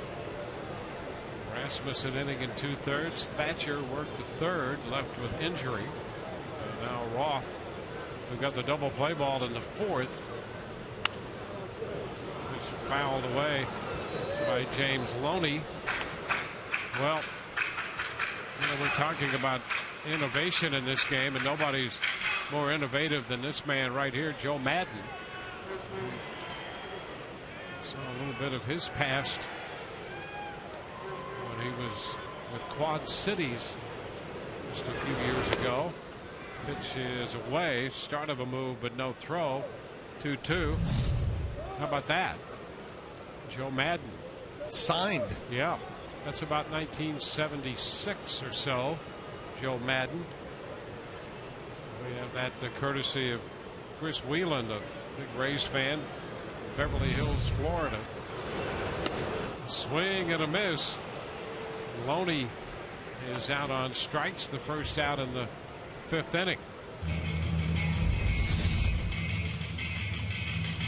Well, look how difficult this is. A side-winding breaking ball, and look at all the distance that it covers as it sweeps across the plate, ends up off the plate. That's a tough at-bat for a left-handed hitter. Righties a little bit easier of a time picking up that release point out away from them. Well, here's a big spot for Curt Casale, who walked and scored in the second. Called out on strikes in the third inning. And he takes the ball down and in.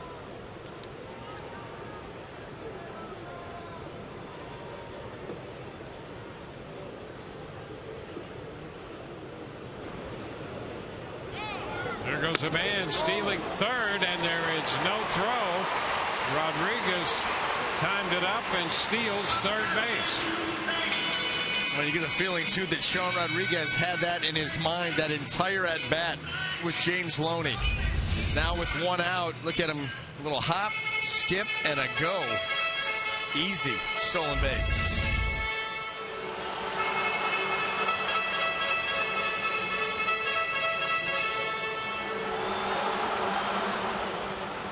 A 2-ball, no strike count. And that puts yourself in the position, too, if you wanted to lay that bunt down. First and third, one out. Ball 3 wide. Rays have used the bunt a couple times tonight to their advantage, helping to build the lead. I'll tell you, that play was so prominent with the Rays the last few years, and then went into hibernation. You hardly ever saw it. And more recently, the Rays, these situations have gone to it with great results. 3-1.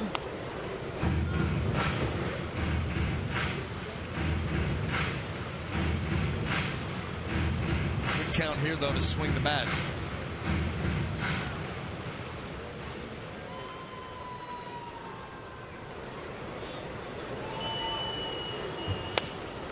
And that will take the count to 3-2.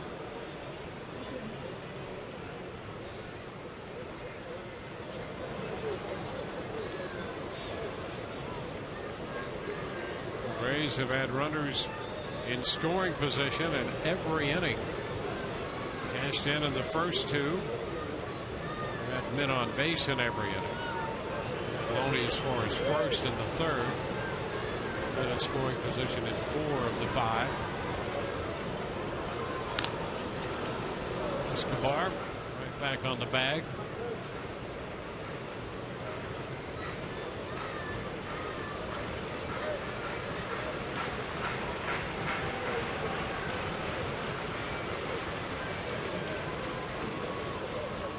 Three, 2, and it's lined up the left side, but hooked foul. We'll see another pitch on 3-2 to Casale.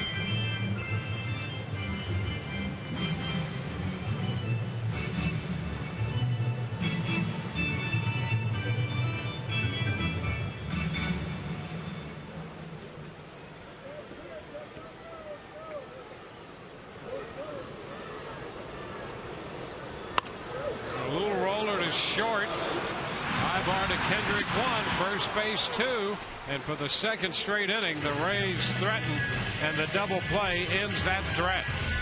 On to the 6-3 Rays.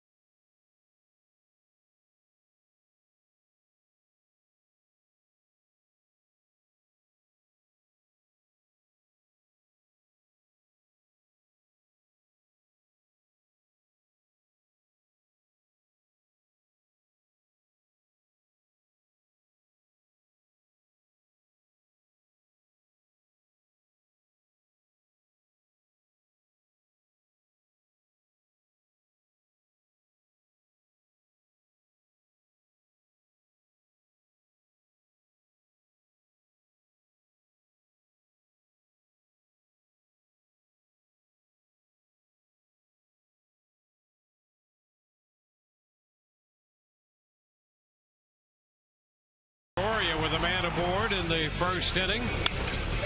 Added 4 in the second. Base hit by Logan Forsythe, got a run home. Jennings bunted a run home. Brandon Geyer's base hit scored 2. That was it for C.J. Wilson. But in the fourth, the Angels have made a game of it. Howie Kendrick doubled home a run. Freese got one home on a ground ball, and then Hank Conger doubled home another run.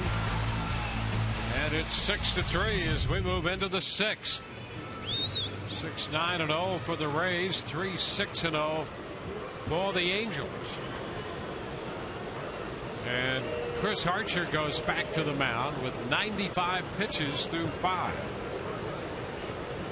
Facing Howie Kendrick. First pitch is outside. Last couple innings have been a little bit of a struggle. He had the extended 4th inning when he faced 8 men. Gave up the 3 runs. That's a strike on the outer part of the plate. 1-1.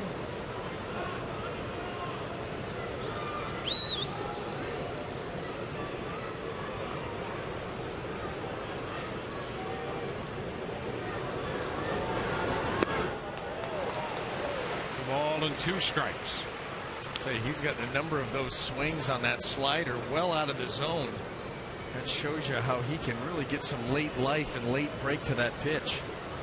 And you really hope that that 5th inning has really started to build the confidence, because it was a 4-pitch walk to Trout. He immediately steals second, and then Archer went to work. Ground ball, foul just outside of first. Great pickup there by Loney, but a foul ball.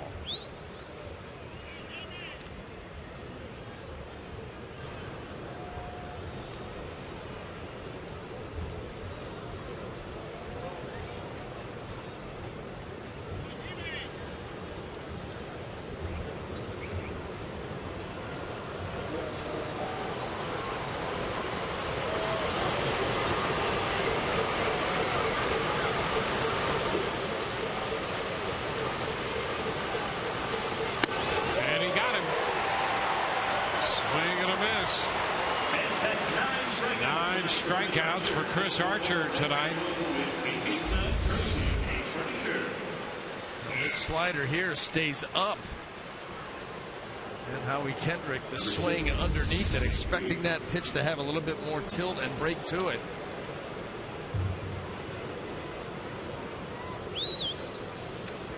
Chris had 100 pitches tonight.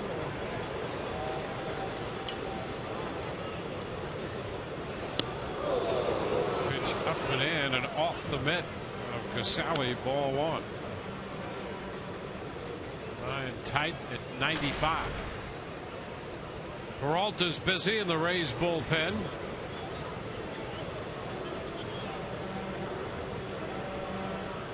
He was up when the inning started. That's a strike. 1-1.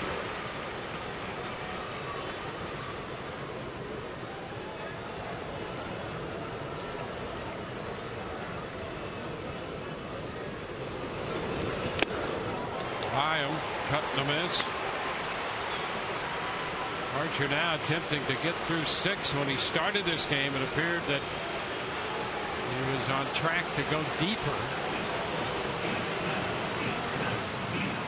6 innings. As it turns out, it'll be good after that extended inning. Ground ball. Forsythe makes a nice play on the chopper over the mound and back of the second base bag. Freese is the second out in the 6th. Logan Forsythe well positioned there. A lot of times that chopper over the head of a pitcher is going to bound into center field for a base hit, but with these defensive setups getting more and more intricate, moving guys around, you start to plug some of those holes and take those hits away. C.J. Cron. Pitch is low. 119 pitches, the season's high for Archer. Aside from that, 106 would be the second highest total. He's hit that on 3 separate occasions. And there's a strike. That is number 106 right there. This now being the 4th time, in addition to the 119 pitches he threw. It was back in May in the start against Boston.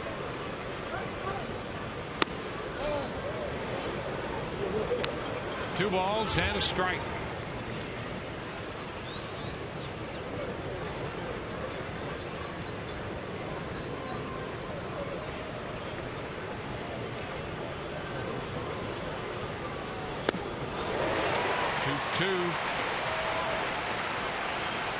Some action down and away on the slider on that pitch.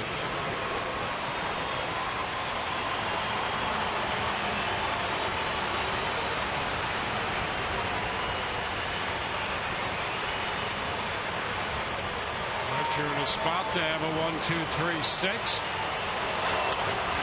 And a pop up with Sally, Archer, Rodriguez, and it's going to be Archer in the middle making the catch. 1-2-3 go the Angels in the top half of the 6th, and the Rays hold a 6-3 lead.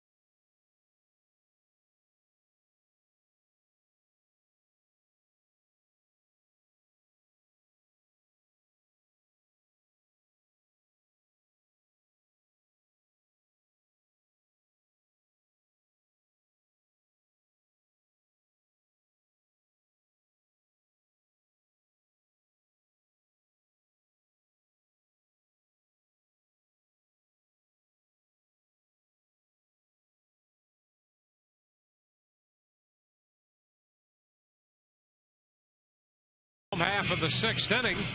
Tune in tomorrow for a new episode of Inside the Rays titled Cooking with Longoria.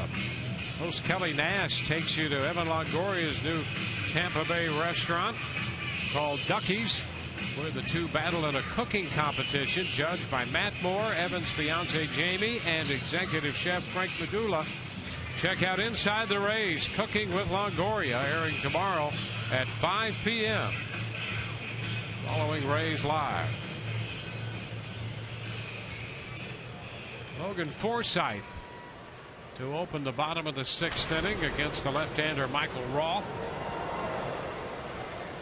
The Rays have threatened the last couple innings, but a double play ball in the 4th ended a threat, and a double play ball in the 5th ended a threat. That has been a thorn in the Rays' side offensively all season long, and defensively for that matter. They have a huge deficit as far as turning double plays. They're on pace to turn fewer double plays ever since the 162 game schedule came into play, and offensively ended so many innings with that ground ball into a double play.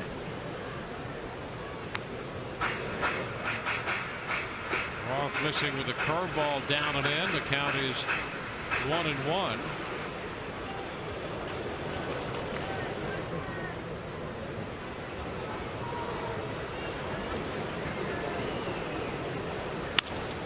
Down to third, right in front of it, Freeze. He's throw to first, gets Forsythe. On away in the 6th. That gives Logan 1 for 3 with a run scored and a run batted in. Now Desmond Jennings. Yeah, how about that? With those 2 double play balls in today's game, that's 112 that the Rays have hit into. They've turned 60. Yeah, that's not too good. No, not too good. Desmond Jennings.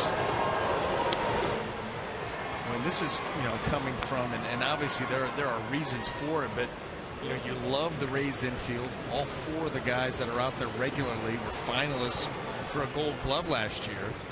But they don't have a lot of sinker ball type pitchers. They've got power pitchers, fly ball pitchers. They lead the major leagues in strikeouts. They get their outs in other ways.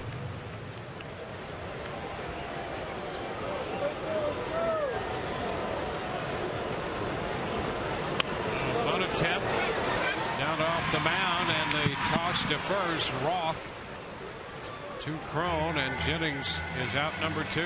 That was played very well by Roth, because you don't have a whole lot of time here to get this done. You've got to get around the baseball and then spin and throw almost without looking. Right here, turn, just gets him by half a step. Good footwork there by Roth to get himself spun around, even with the little stumble there at the end. So the bases are empty for Ben Zobrist.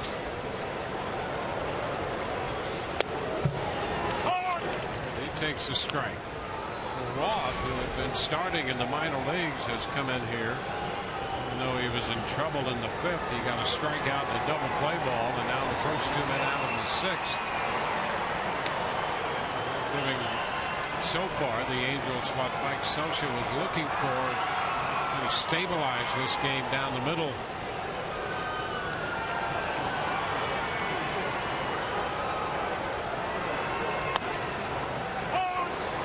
That puts Ben down in the count, 1-2. Well, with all the work that the bullpen has gotten for the Angels, you needed somebody to eat some innings, and you're hoping for quality innings to give yourself a chance to get back in the game. And the Rays, they've been stuck on 6 runs for a while now. Chopper by the mound, loved by the shortstop Ibar, but there's no play, and Ben is on for the 3rd time. 2-out single puts him aboard for Brandon Guyer.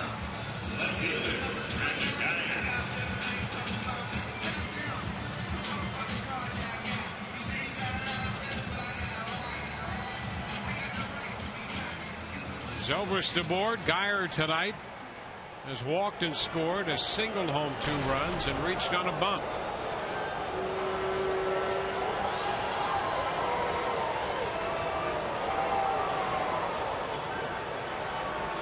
Rays have Guyer up in the 3rd spot, and now a pickoff, and the throw wide. He got in there. Well, they had Zobrist, but the throw from Crone was wide of the bag at second, and Zobrist gets a steal. You see the first baseman, he's going to receive that throw and then try to get some clearance to create an angle for the throw down to second base. You see the pickoff right here. Now Crone, a right-handed thrower, is going to try to create an angle. Ben Zobrist going to run that straight line there and force that throw to the inside of the bag. It's offline, too far for Kendrick to bring back.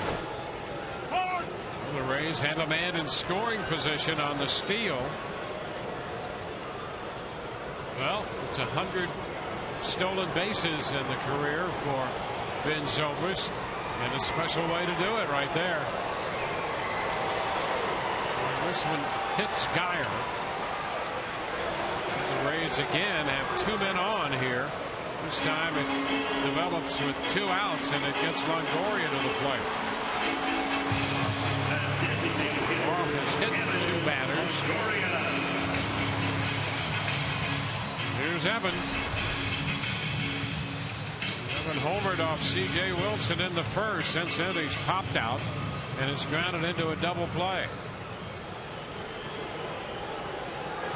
You could give the Rays a little breathing room here in the bottom of the 6th inning with a 2-out hit. There's strike one. Here's the first inning home run. Well, he got it started for the Rays. They would pour on from there in the 2nd inning, but have been stuck since. So get it started again. Now snapped out to first, and they just got him back in. Boy, Geyer just got the hand on the bag. He's aggressive off the bag there. Look at this. Boy, very close. That throw is any closer to first base, and they're going to get him, but it's a little bit high. He's got to bring that tag from a long way away.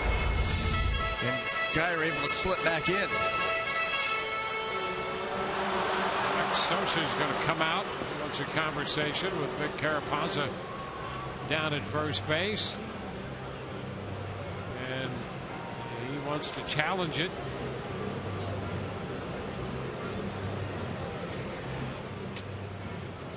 So we'll take another couple looks at it here. Previous play is under review. Brought to you by Samsung.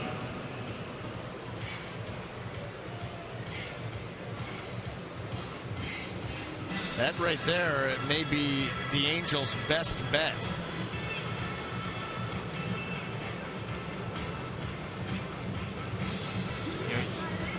When you get down there and get muddy like that, dirt kicking up, this one is the best look. But again, the call on the field was that he got back in there, and it's tough to say anything clear and convincing. He may have gotten him before that hand came down on the bag, but I don't think you're going to find anything there clear and convincing. But with it also being the bottom of the 6th inning, once the 7th inning hits, a manager can go out and ask for a play to be reviewed. So if you've got one, you can burn it now. And that's what Socha has decided to do. It's Larry Vanover, the crew chief, along with Vic Carapazza. It would seem from what we saw here, it would be difficult to do anything with that except let it stand. We'll see. And the Geyer is still safely aboard. That was a pure case right there of you cannot take it with you. The call's going to stand. There was nothing convincing there. But once that top of the 7th hits, another close play like that, and Socha can come out and ask for another review. And so take a shot. The count to Longoria is a ball and a strike. Bounce it back at first, out of play. And that advances the count to 1-2.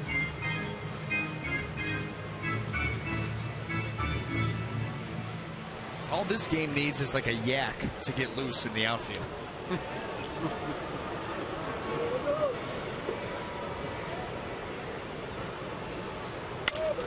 And a ground ball to short. Tossed to second for the force, and the Rays strand 2 men. We're through 6. No yak sightings. 6-3 Rays.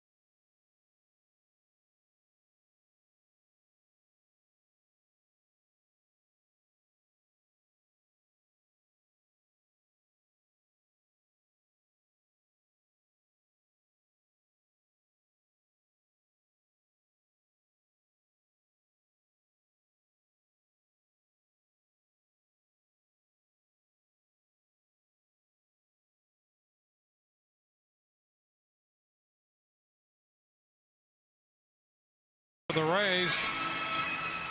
Chris Archer working the front six, and now here's Peralta.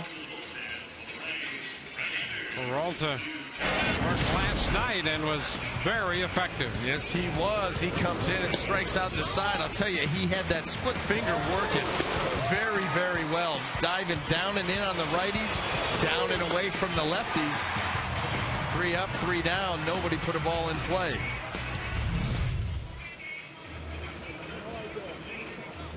So 6 innings for Archer, 6 hits, 3 runs. He walked 2, struck out 9. 109 pitches, and here is Peralta.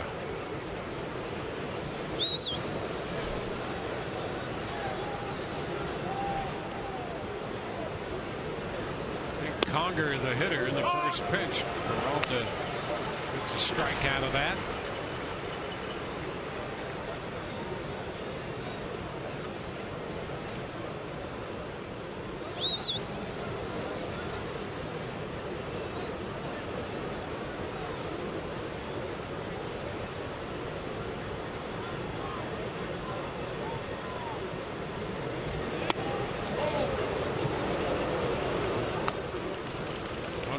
Strike. Talking about the Rays staff and the strikeouts.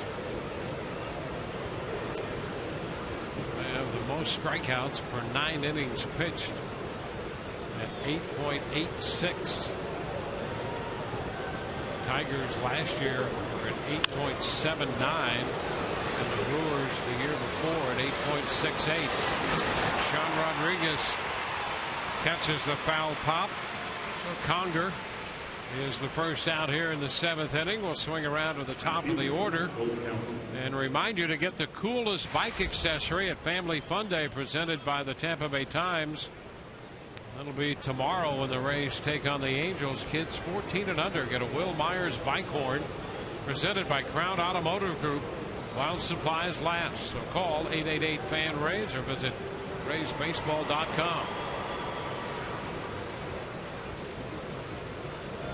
Go to Rizzi against Jared Weaver in the wrap-up game of this homestand.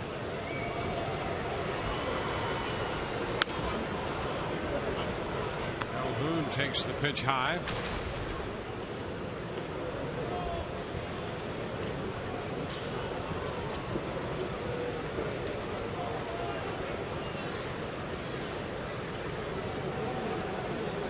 Weaver will carry 11-6 record into the game tomorrow. Jay Odorizzi trying to even his record. Line drive into right, and it's caught by Zobrist. He took a step or 2 in and then had to wait and reach up to make that grab. Well struck by Calhoun. Ben Zobrist does a nice job to track it down. Not an easy play to handle out there.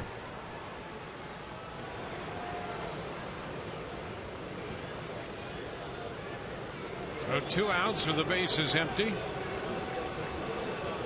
And Mike Trout will bat.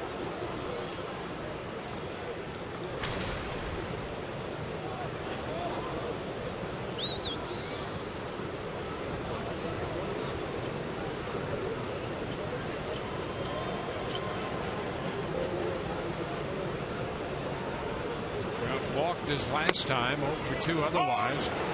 There's the first pitch strike.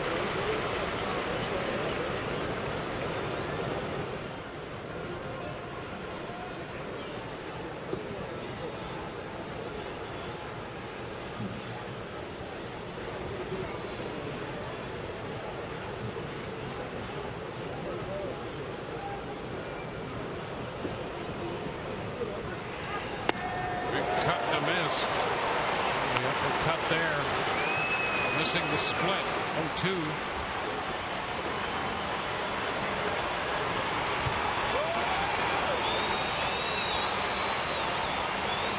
Archer had 9 strikeouts. Peralta ahead of Trout 0-2.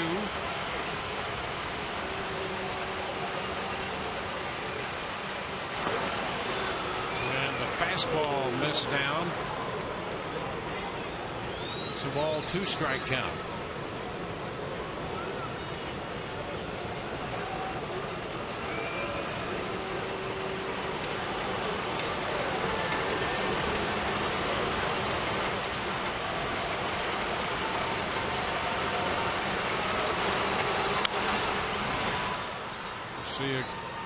2 pitch again.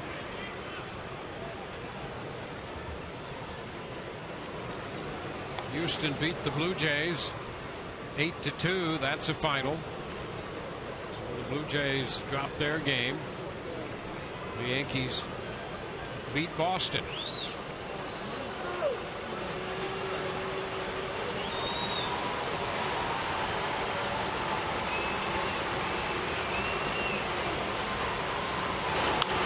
Another foul ball out of play.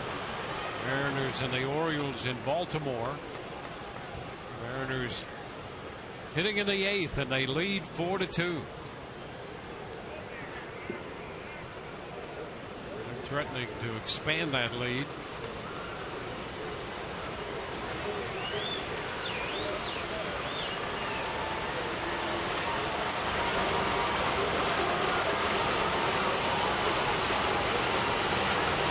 And a cut and a miss. He struck him out with a fastball. 1, 2, 3 go the Angels. Strikeout number 10 for Rays pitching. 7th inning stretch time, and the Rays lead 6-3.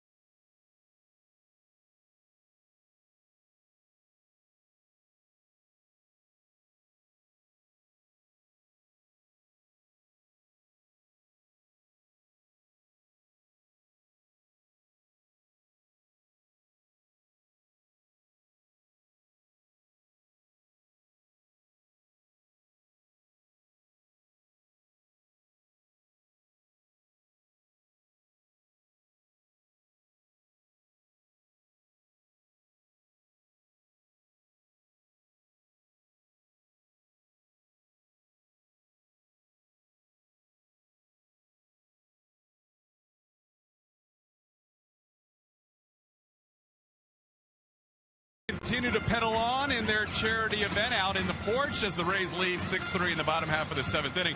Those ladies thought, great, we're going to make some money for a great cause. We'll get a cardio for about 3 hours. It's going to be a little more than 3 hours. Hey, guys, updates on a couple of players. Ryan Hannigan played tonight for the Charlotte Stone Crabs. He was the DH, went 1 for 3 with a walk and a couple of runs scored. He will take the day off tomorrow, catch on Monday, catch on Wednesday.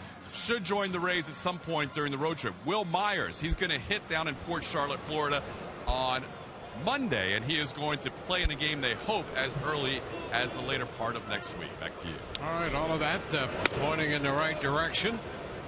Sean Rodriguez takes the first pitch for a ball.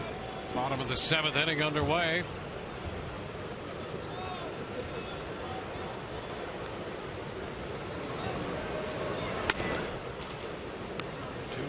Rays holding a 3-run lead. They got a perfect 7th from Peralta. 6 innings out of the starter Chris Archer.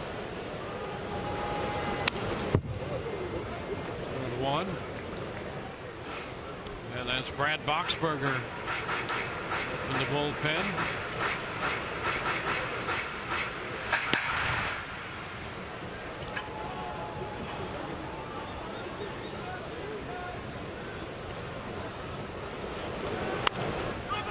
The end of the bat down the first base side, and Crone makes the play unassisted. On away here in the Rays 7th.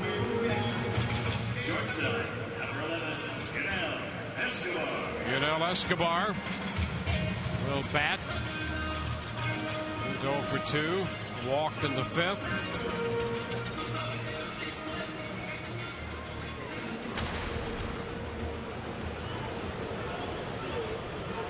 Baltimore got out of that trouble in the top of the 8th. The Orioles hit in the bottom of the 8th, trailing Seattle 4-2. 1-0 the count to Escobar.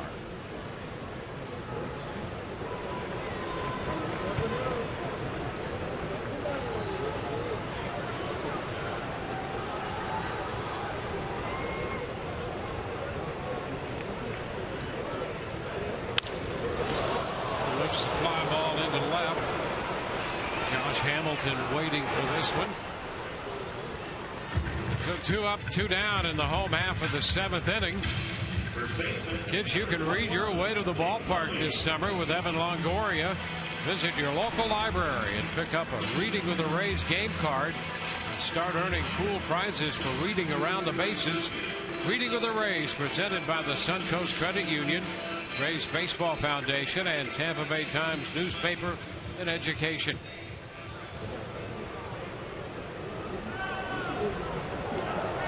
James Loney upstairs. Saw Longoria in the dugout working over his glove. Rays here with his 3-run lead. Evan has been the DH tonight. But we get late here, and Joe Madden will opt to maybe make a defensive move here with Longoria entering the game. Well, we've seen Joe not afraid to lose that DH. Start to think about the way this sets up for the Rays. Boxberger, thinking maybe McGee after him, depending on what the Rays do offensively, and you want your best defenders out there. And obviously, Evan Longoria would certainly qualify.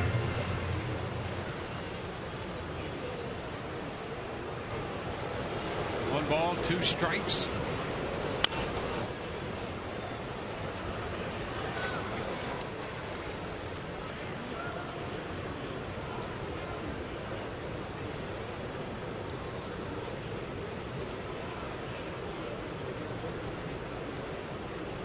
Again, due diligence, prepared with a glove.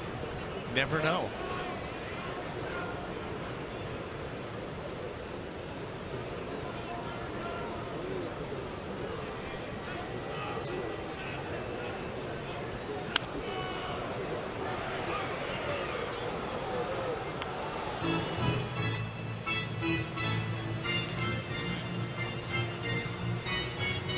A ball, 2 strikes the count.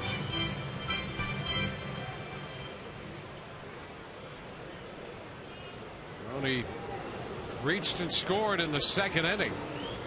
Scored the first of the 4 Rays runs in that frame. And he's going to get this one over the head of Kendrick, picking up his 3rd hit of the night. Gives Loney 3 for 4. Number 59, Kurt Casale.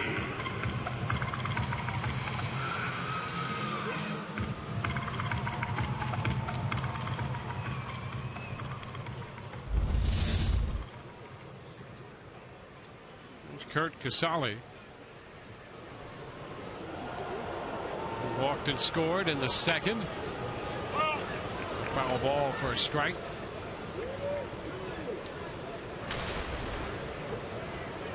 Rays have out-hit the Angels 11-6.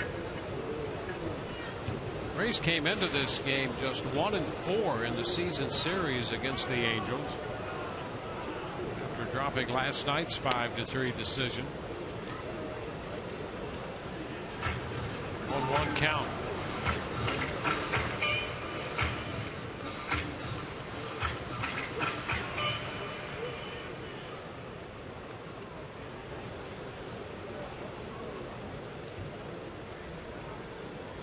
Wilson started, worked an inning and a 3rd, and all 6 runs charged to his account. Rasmus, Thatcher, and Roth have followed.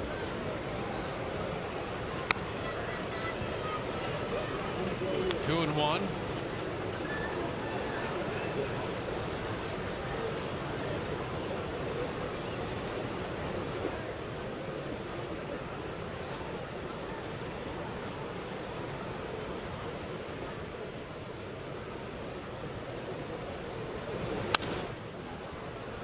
It's out of play. The count is 2-2.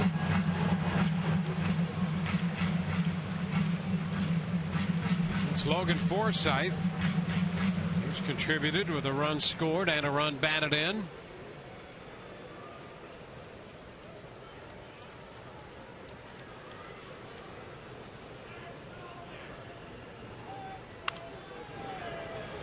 Another foul ball out of play.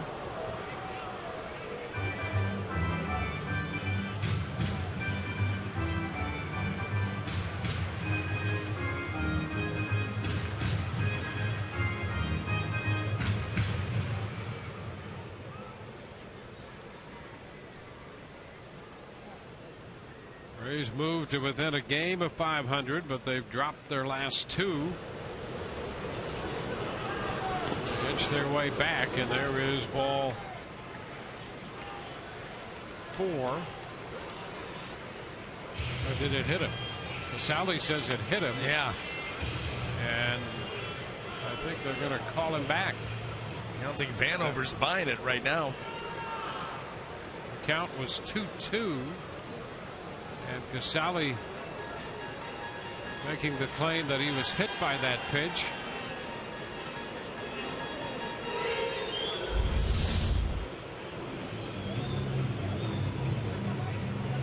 I saw a shoelace move. Yeah. So you got Larry Vanover to convene the umpiring crew here.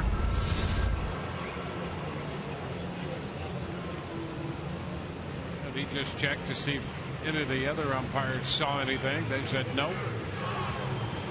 So it's going to be a full count. That'd be tough to overrule him from shallow right field.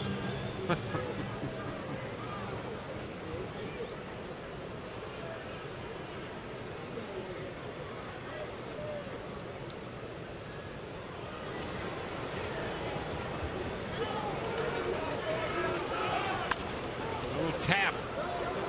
This is Freeze at third, and the throw to first will be in time to retire Casale and the Rays. They get a hit, leave a man. We go to the 8th, 6-3 Rays.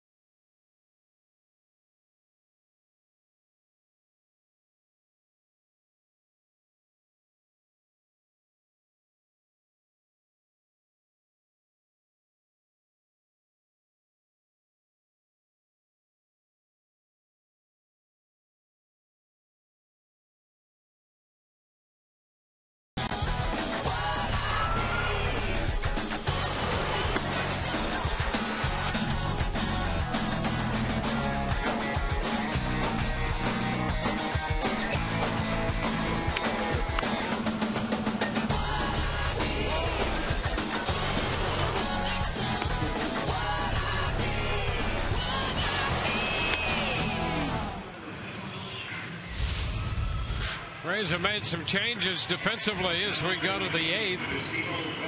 Kevin Kiermaier takes over in right field. Ben Zobrist started out there, and so he moves over to play left, replacing Brandon Guyer.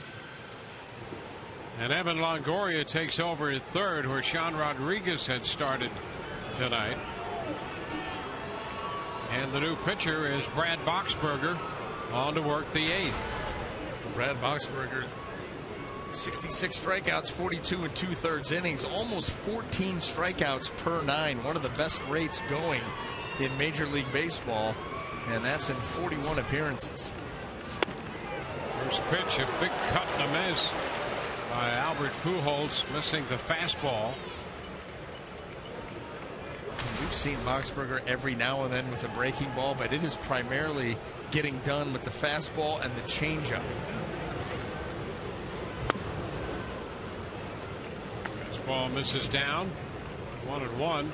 Peralta worked one perfect inning and picked up a strikeout of Mike Trout.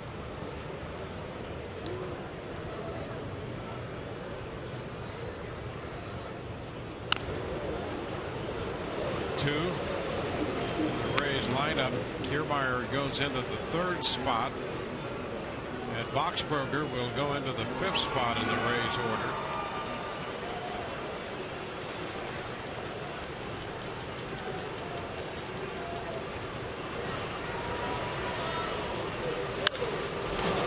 And a high fly ball, not too deep to center. Jennings is there waiting, one away here in the eighth.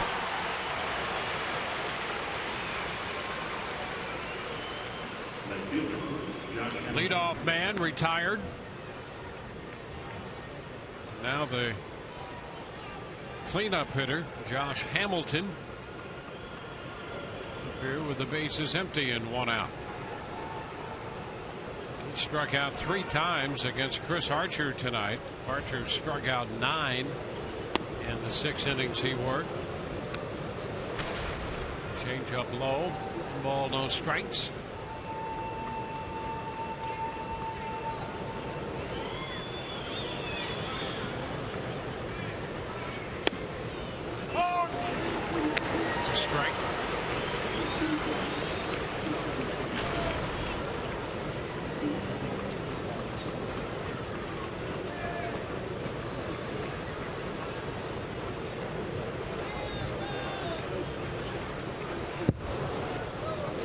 Stop.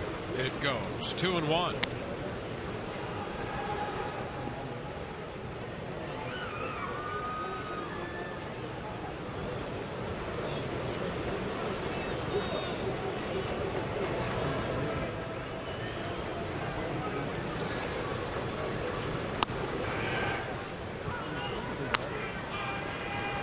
Three and one now.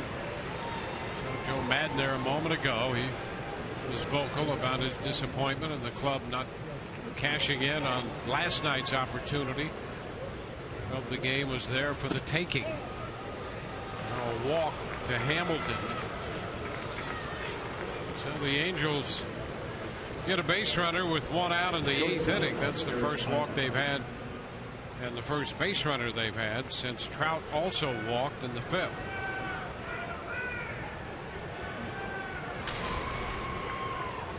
Hitter is Eric Ibar.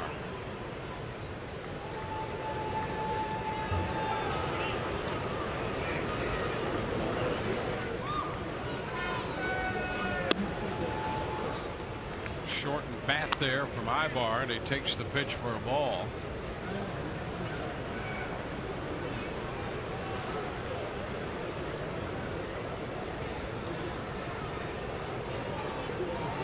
Ibar walked, scored a run in the 4th. He's 0 for 2.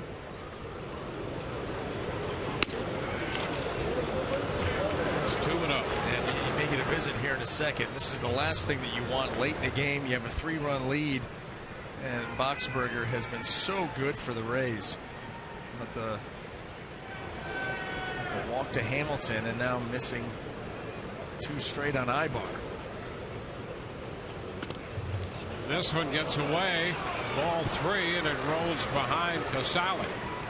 Yeah, and what's most disconcerting about the balls is that they've not been really close. 2 misses down and in, 1 up and away, trying to find that consistent release point. See, he wants his ball away and just yanks it down and in. Right off the glove of Casale, it catches Larry Vanover in that right shin. goes as a pass ball against Casale. And that's tough on him, too, because you're setting up away, and all of a sudden you're getting mid-90s all the way back across the plate and in off the plate. That's tough to get over there. And a strike, 3-1.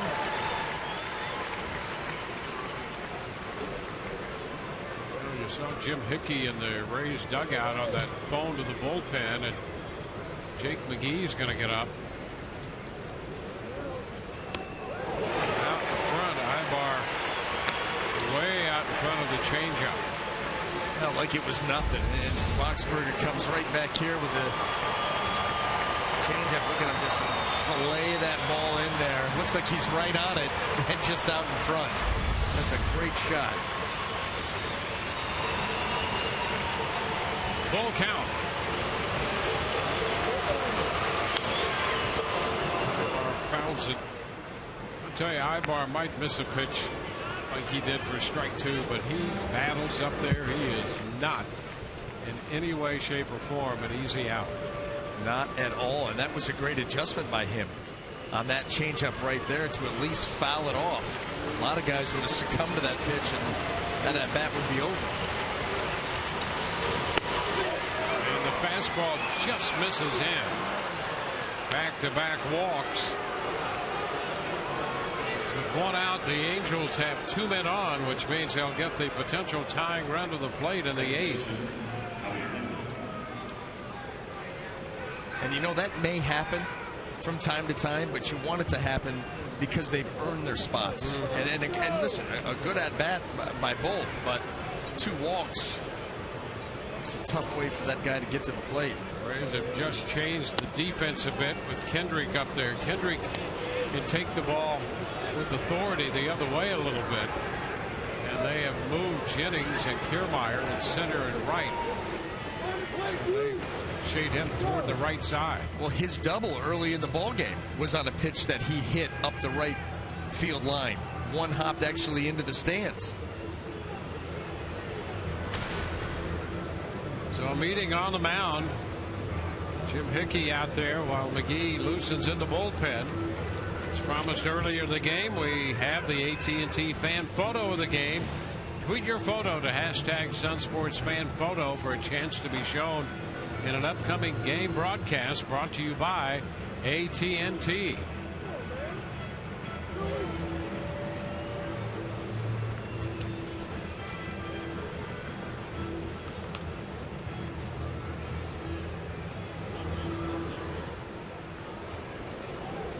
Howie Kendrick up here.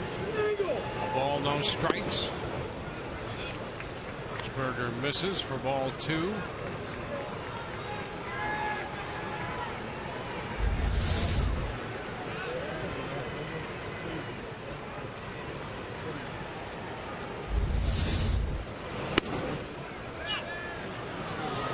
Pitch is wide.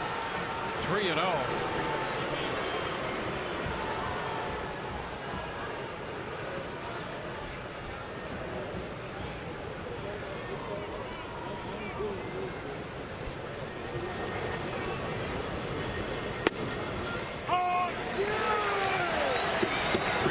And a strike.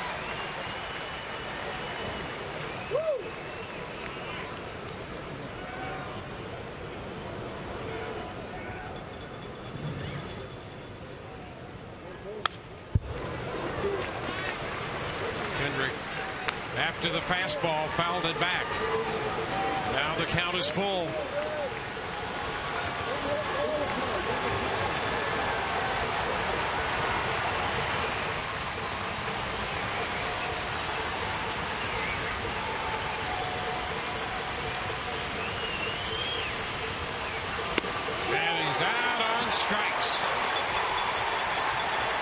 Kendrick, a very big strikeout for Boxberger. Here it is. Just gets caught in between. Not really sure. You can see just no conviction in the swing at all.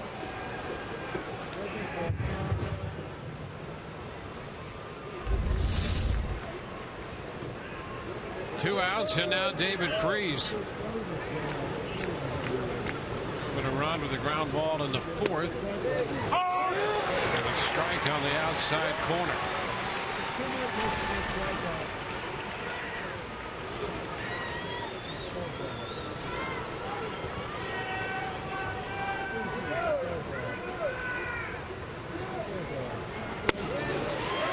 Spotted him up again. 0-2. Freese looking for something to drive, and the first two pitches by Boxberger not going to happen.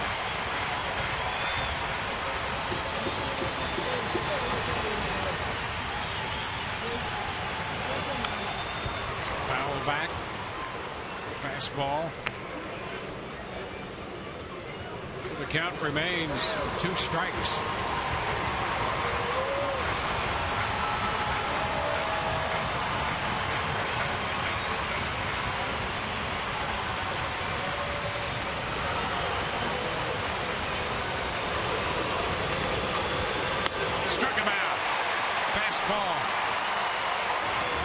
After walking Hamilton and Ibar, Boxberger strikes out Kendrick and Freese. 2 men left. Rays lead 6-3.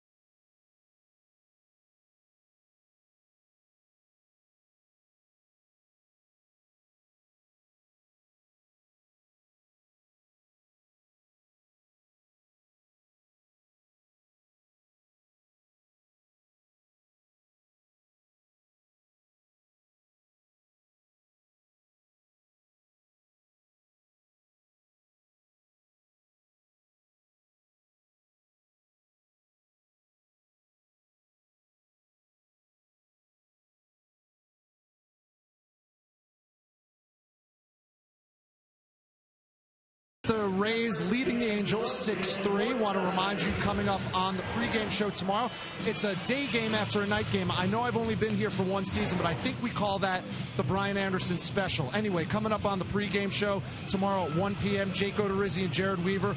Really good pitching matchup to end this series. And Orestes breaks down with a hitting demo. That's coming up tomorrow at 1 p.m. Rays Live pregame, brought to you by your Gulf Coast Honda dealers. And after the game tonight, Todd and O will take their limo and chauffeur over to the left field porch, and they'll have their post-game show. I'll be in the clubhouse with Joe Maddon's press conference and other assorted interviews. That is the Rays Live post-game, brought to you by Checkers. We hope you guys stick around for that. Dwayne, BA. All right, Rich, thank you very much. So it'll be a full day tomorrow as the Rays try to wrap this one up tonight. They lead 6-3, and send Logan Forsythe to lead off the bottom of the 8th. He hits a towering shot way back and gone. Wow, did he get into that one?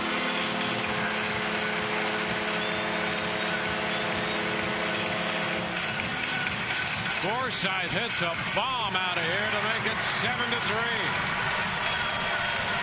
This Rays offense, they've had opportunities but have not been able to tack on anything to that 6 runs they scored in the first 2 innings. But right there, a center cut heater, and Forsythe just above the belt destroys it. Wow. His 4th home run of the year. That was majestic getting out of here. I was going to say deep enough, but how about how high he hit? strike to Jennings. Oh! 1-1. So the Rays, who had threatened to extend their lead, finally do on one swing of the bat from Forsythe. Jennings fouls it. Now a ball and 2 strikes.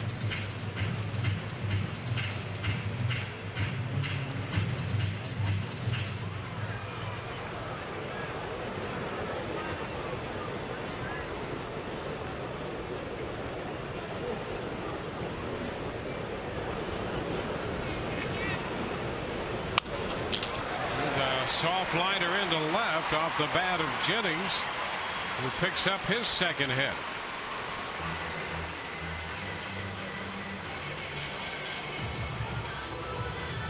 Take a look at this broken bat. Utilizing the Phantom Cam.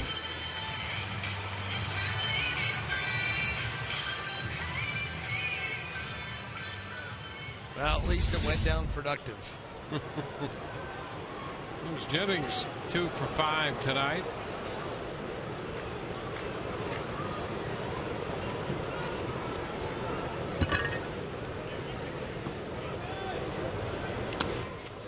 This one blocked by Conger.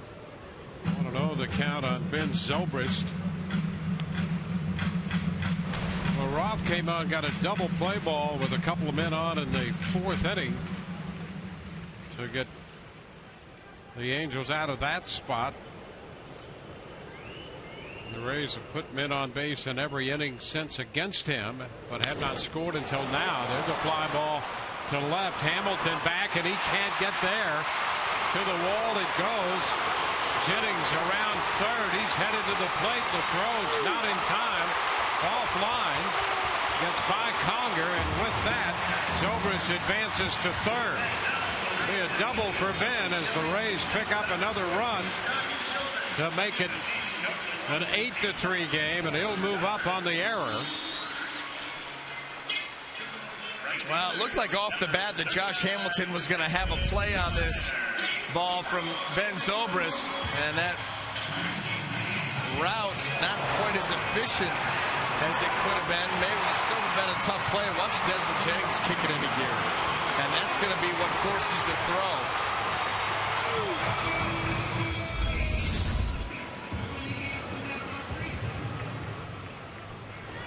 So the Rays with a couple quick runs here in the bottom of the 8th, pushing out the lead to 5.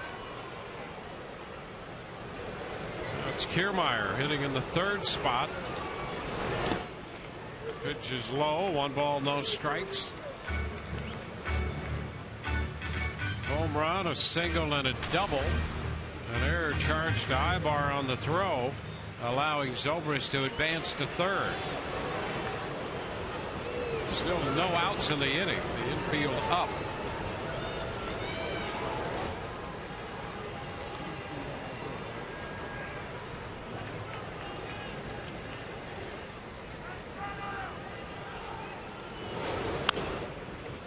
Pop foul and carries back out of play. Now 1-1.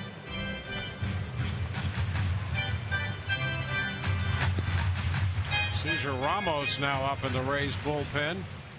The Rays building a 5-run lead. And that could be a very significant development because you keep Jake McGee on the sidelines. Another day of rest, never a bad thing when you can expand that lead and close it out a different way. Jake had gotten up in the 8th. Loose. But right now the Rays could give him another night off.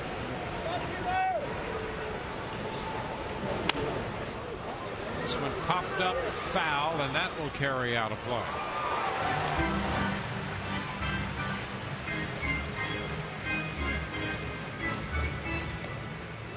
Two balls, 2 strikes.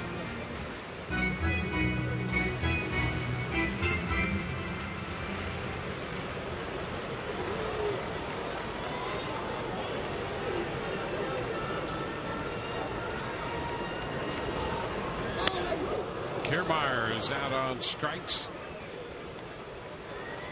First out of the inning. Kind of a backup breaking ball by Roth from an odd arm angle. You see it just ties up Kevin Kiermaier. An odd pitch, an odd look.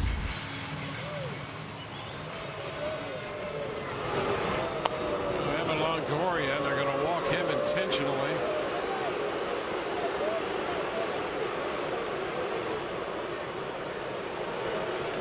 An intentional walk coming here, setting first and third. Boxberger's spot is due, so they will lift him anyway, and Matt Joyce has a bat. Yeah, how about as far as pace of game? How about in this situation, you want to put a guy on, just we're putting him on. Go to first.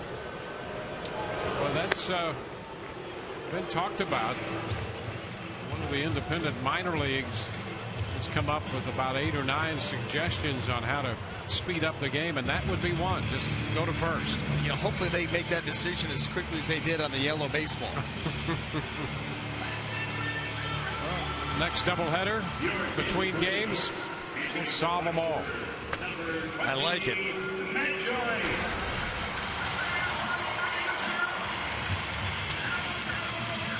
Now Matt Joyce to hit for Boxberger in this 8-3 game.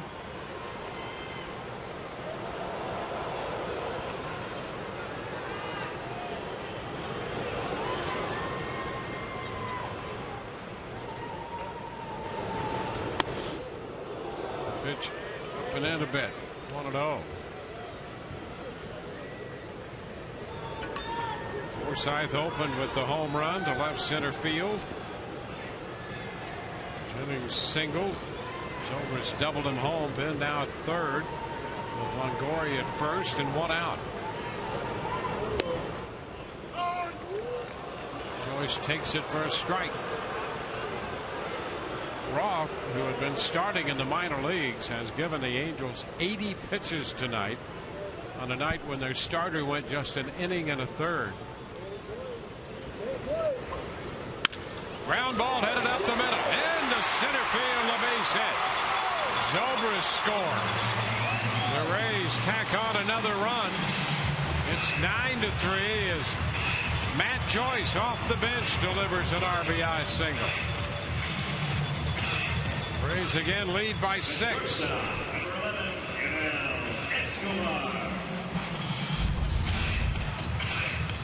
can see too the way that the Angels have him defensed. Ibar up the middle, still can't get to it. A nice little explosion here by the Rays. So many missed opportunities in the middle part of this game, but coming through here at the end, putting an exclamation point on this game. There's Escobar. Pitch is too low. Well, the Rays looking for a winning homestand. It's been a couple months since that has occurred, and a win tonight would assure them of that, but they'd also love to win the series, need to win the series, and if they can win this one, well on their way right now. That would even it. Tomorrow's game left. That's a strike. It's 1-1. Well, that's been the mantra of this team since they put themselves in a very deep hole back in the early part of June, and they've won, what is it, 8 of the last 9 series?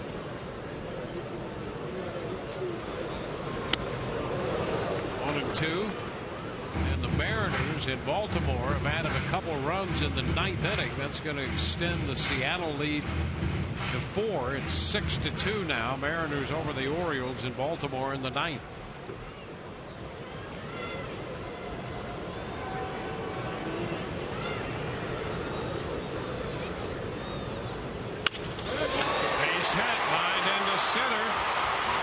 Longoria will head to the plate. He will score.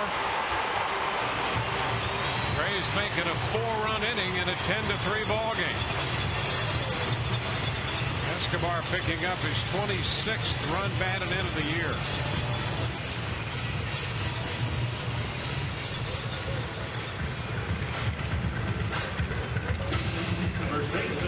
So 5 hits hits in the inning. The Rays have put up 4.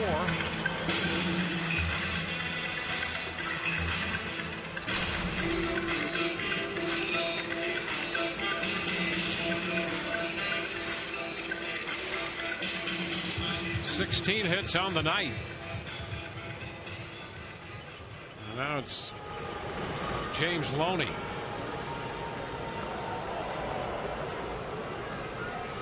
Loney a 3-hit night, 3 for 4.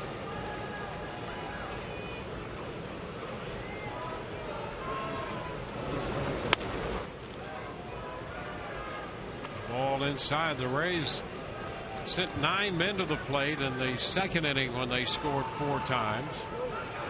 Loney the 8th man to come to the plate in this inning. And the Rays have scored 4 in this frame.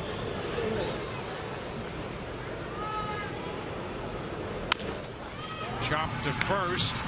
Crone takes it to second out there and back to first in time for the double play. 3-6-1 on the double play. The Rays add 4 and lead 10-3.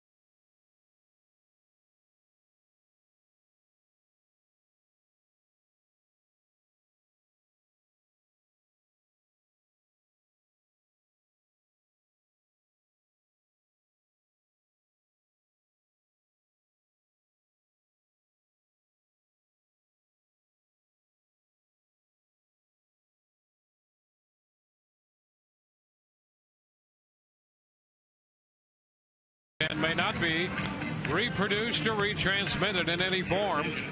The accounts and descriptions of this game may not be disseminated without the express written consent of the Tampa Bay Rays.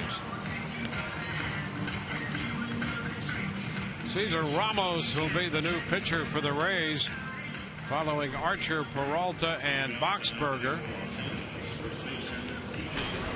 The 8-9 and leadoff man will bat for the Angels. C.J. Crone leading off, then the catcher Hank Conger is due, followed by Cole Calhoun.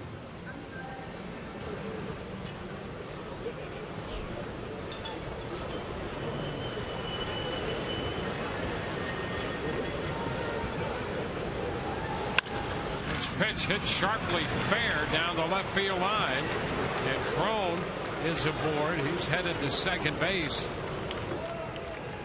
So a double for Crone on the very first pitch. Well, this is a situation where you one pitch, one hit, overreact, but you also want Cesar Ramos to close this game out, get 3 outs and be done with it, because we've seen this happen before with the Rays, with a lead in the 9th inning, 5 or 6 runs, and all of a sudden you start to get in trouble, and then you're forced to get McGee back up again. Chris Iannetta will pinch hit for Conger.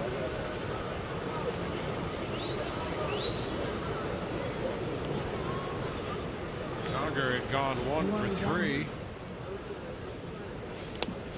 Pitch is low. Iannetta had 2 doubles and a run batted in last night's game.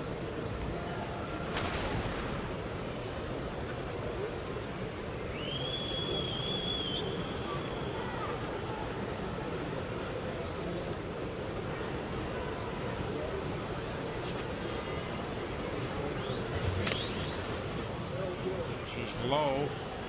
2-0.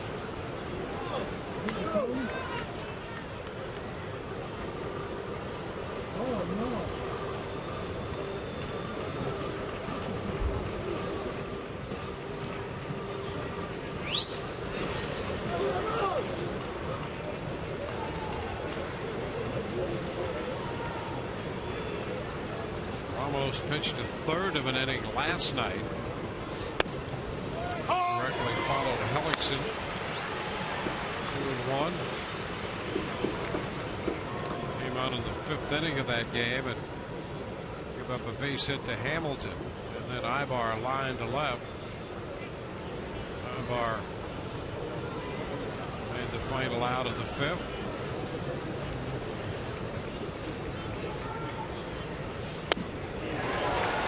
2 the count now on Iannetta.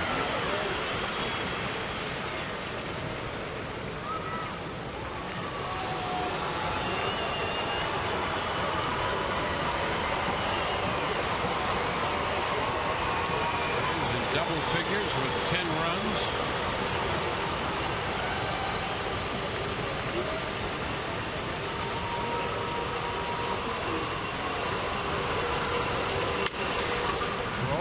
It's going to go through the right side.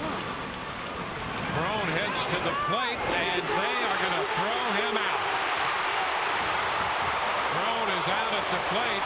Kiermaier came up with the ball in short right and saw that DiSarcina had sent Crone wide, and they throw him out. This run means nothing. And you got a chance here for first and third, but you see where Kiermaier fields his ball in shallow right field. And C.J. Crone, who we already talked about earlier in the game, not scoring from first on a ball hit down the line, does not run that well. And it appeared that he tried to get the hand in there. Caught him on that left thumb.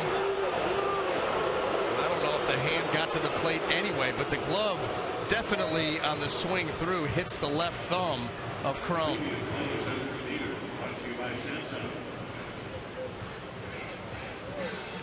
You can see that left knee in there trying to prevent the hand getting to the plate, and Mike Scioscia asking the umpires to take a look.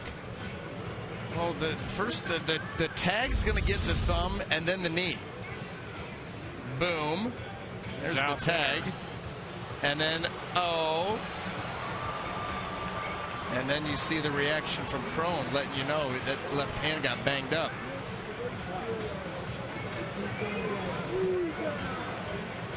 Thumb, then the hand. So Kiermaier guns him down at the plate. Play being reviewed.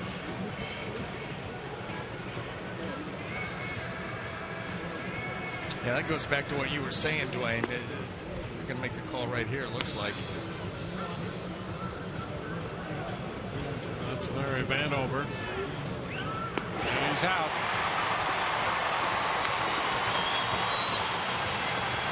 So a base hit to right by Iannetta through the open right side, and Kiermaier throws out Crone.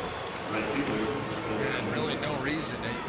That run, you're going to need another, I don't know, 6, 7, 8 hits before it matters.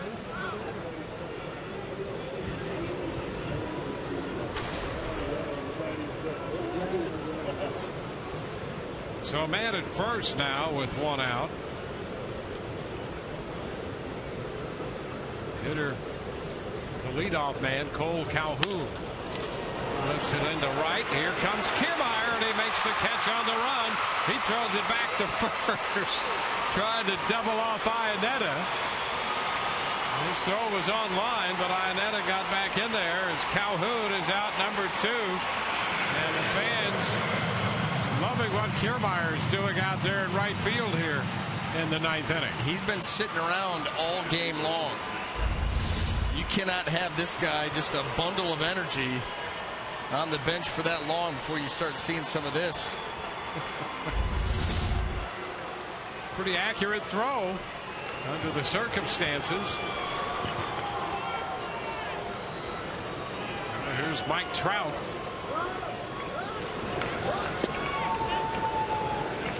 He's down. 1 ball, no strikes.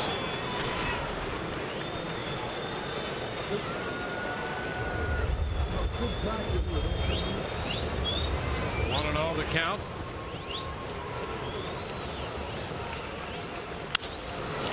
Fly ball into right. Kiermaier on the run is there. He's got it.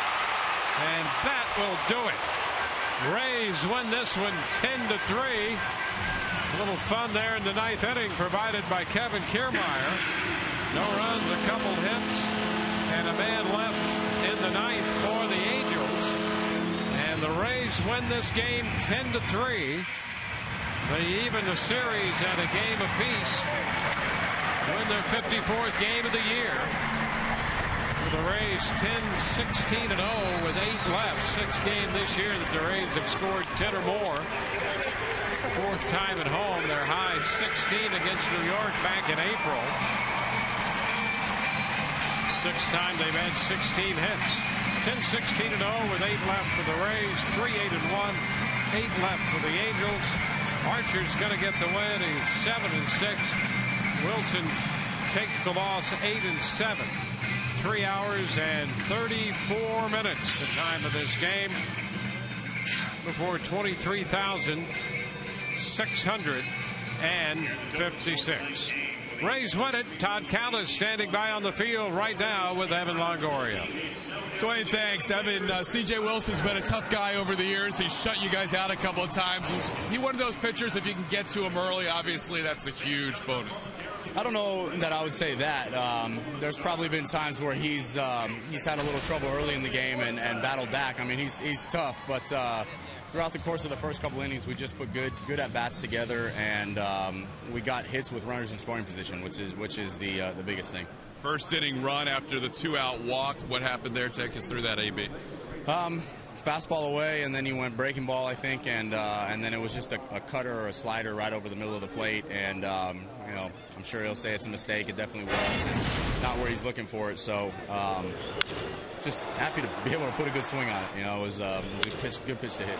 Fourth start this year as the DH. You've started every game for the Rays. It's still an adjustment whenever you're not in the field every other inning? Yeah, it's a little bit different, but I was happy to get that first at-bat out of the way and get a hit. You know, a lot of times I struggle with getting into the at-bat when I've been on the bench, so it was a good start for the game, and overall it was a nice day to be able to relax a little bit. Were you banged up a little bit after the collision, and it looked like you and Larry Vanover shared a little laugh before the game, or your first AB? Yeah, I was a little bit sore. He got me pretty good above my knee, so we shared a little sentiment. I think he was a little bit more sore than I was. And final thing, Longo, yesterday was your first day without David Price. It had to be a little different. That corner locker was empty, and everybody's asking you about the move. Was today a little bit more back to the new normal, I guess, if you will? I think so. I mean, there definitely was a little bit different feel yesterday. Like we talked about, I mean, he's the biggest cheerleader on the bench when he's not pitching, and so it was a little bit different. But having Drew here today, I think a fresh face and a guy that we're going to look to be that rotation spot where David won't be, and it was a nice day. We came out swinging the bats well, and overall a great game. Thanks, Evan. Okay, thanks. All right, guys, back to you. Well, the Rays win this one 10-3, the final. Their 5th win on this homestand with a game left. We'll be back to wrap it in a moment.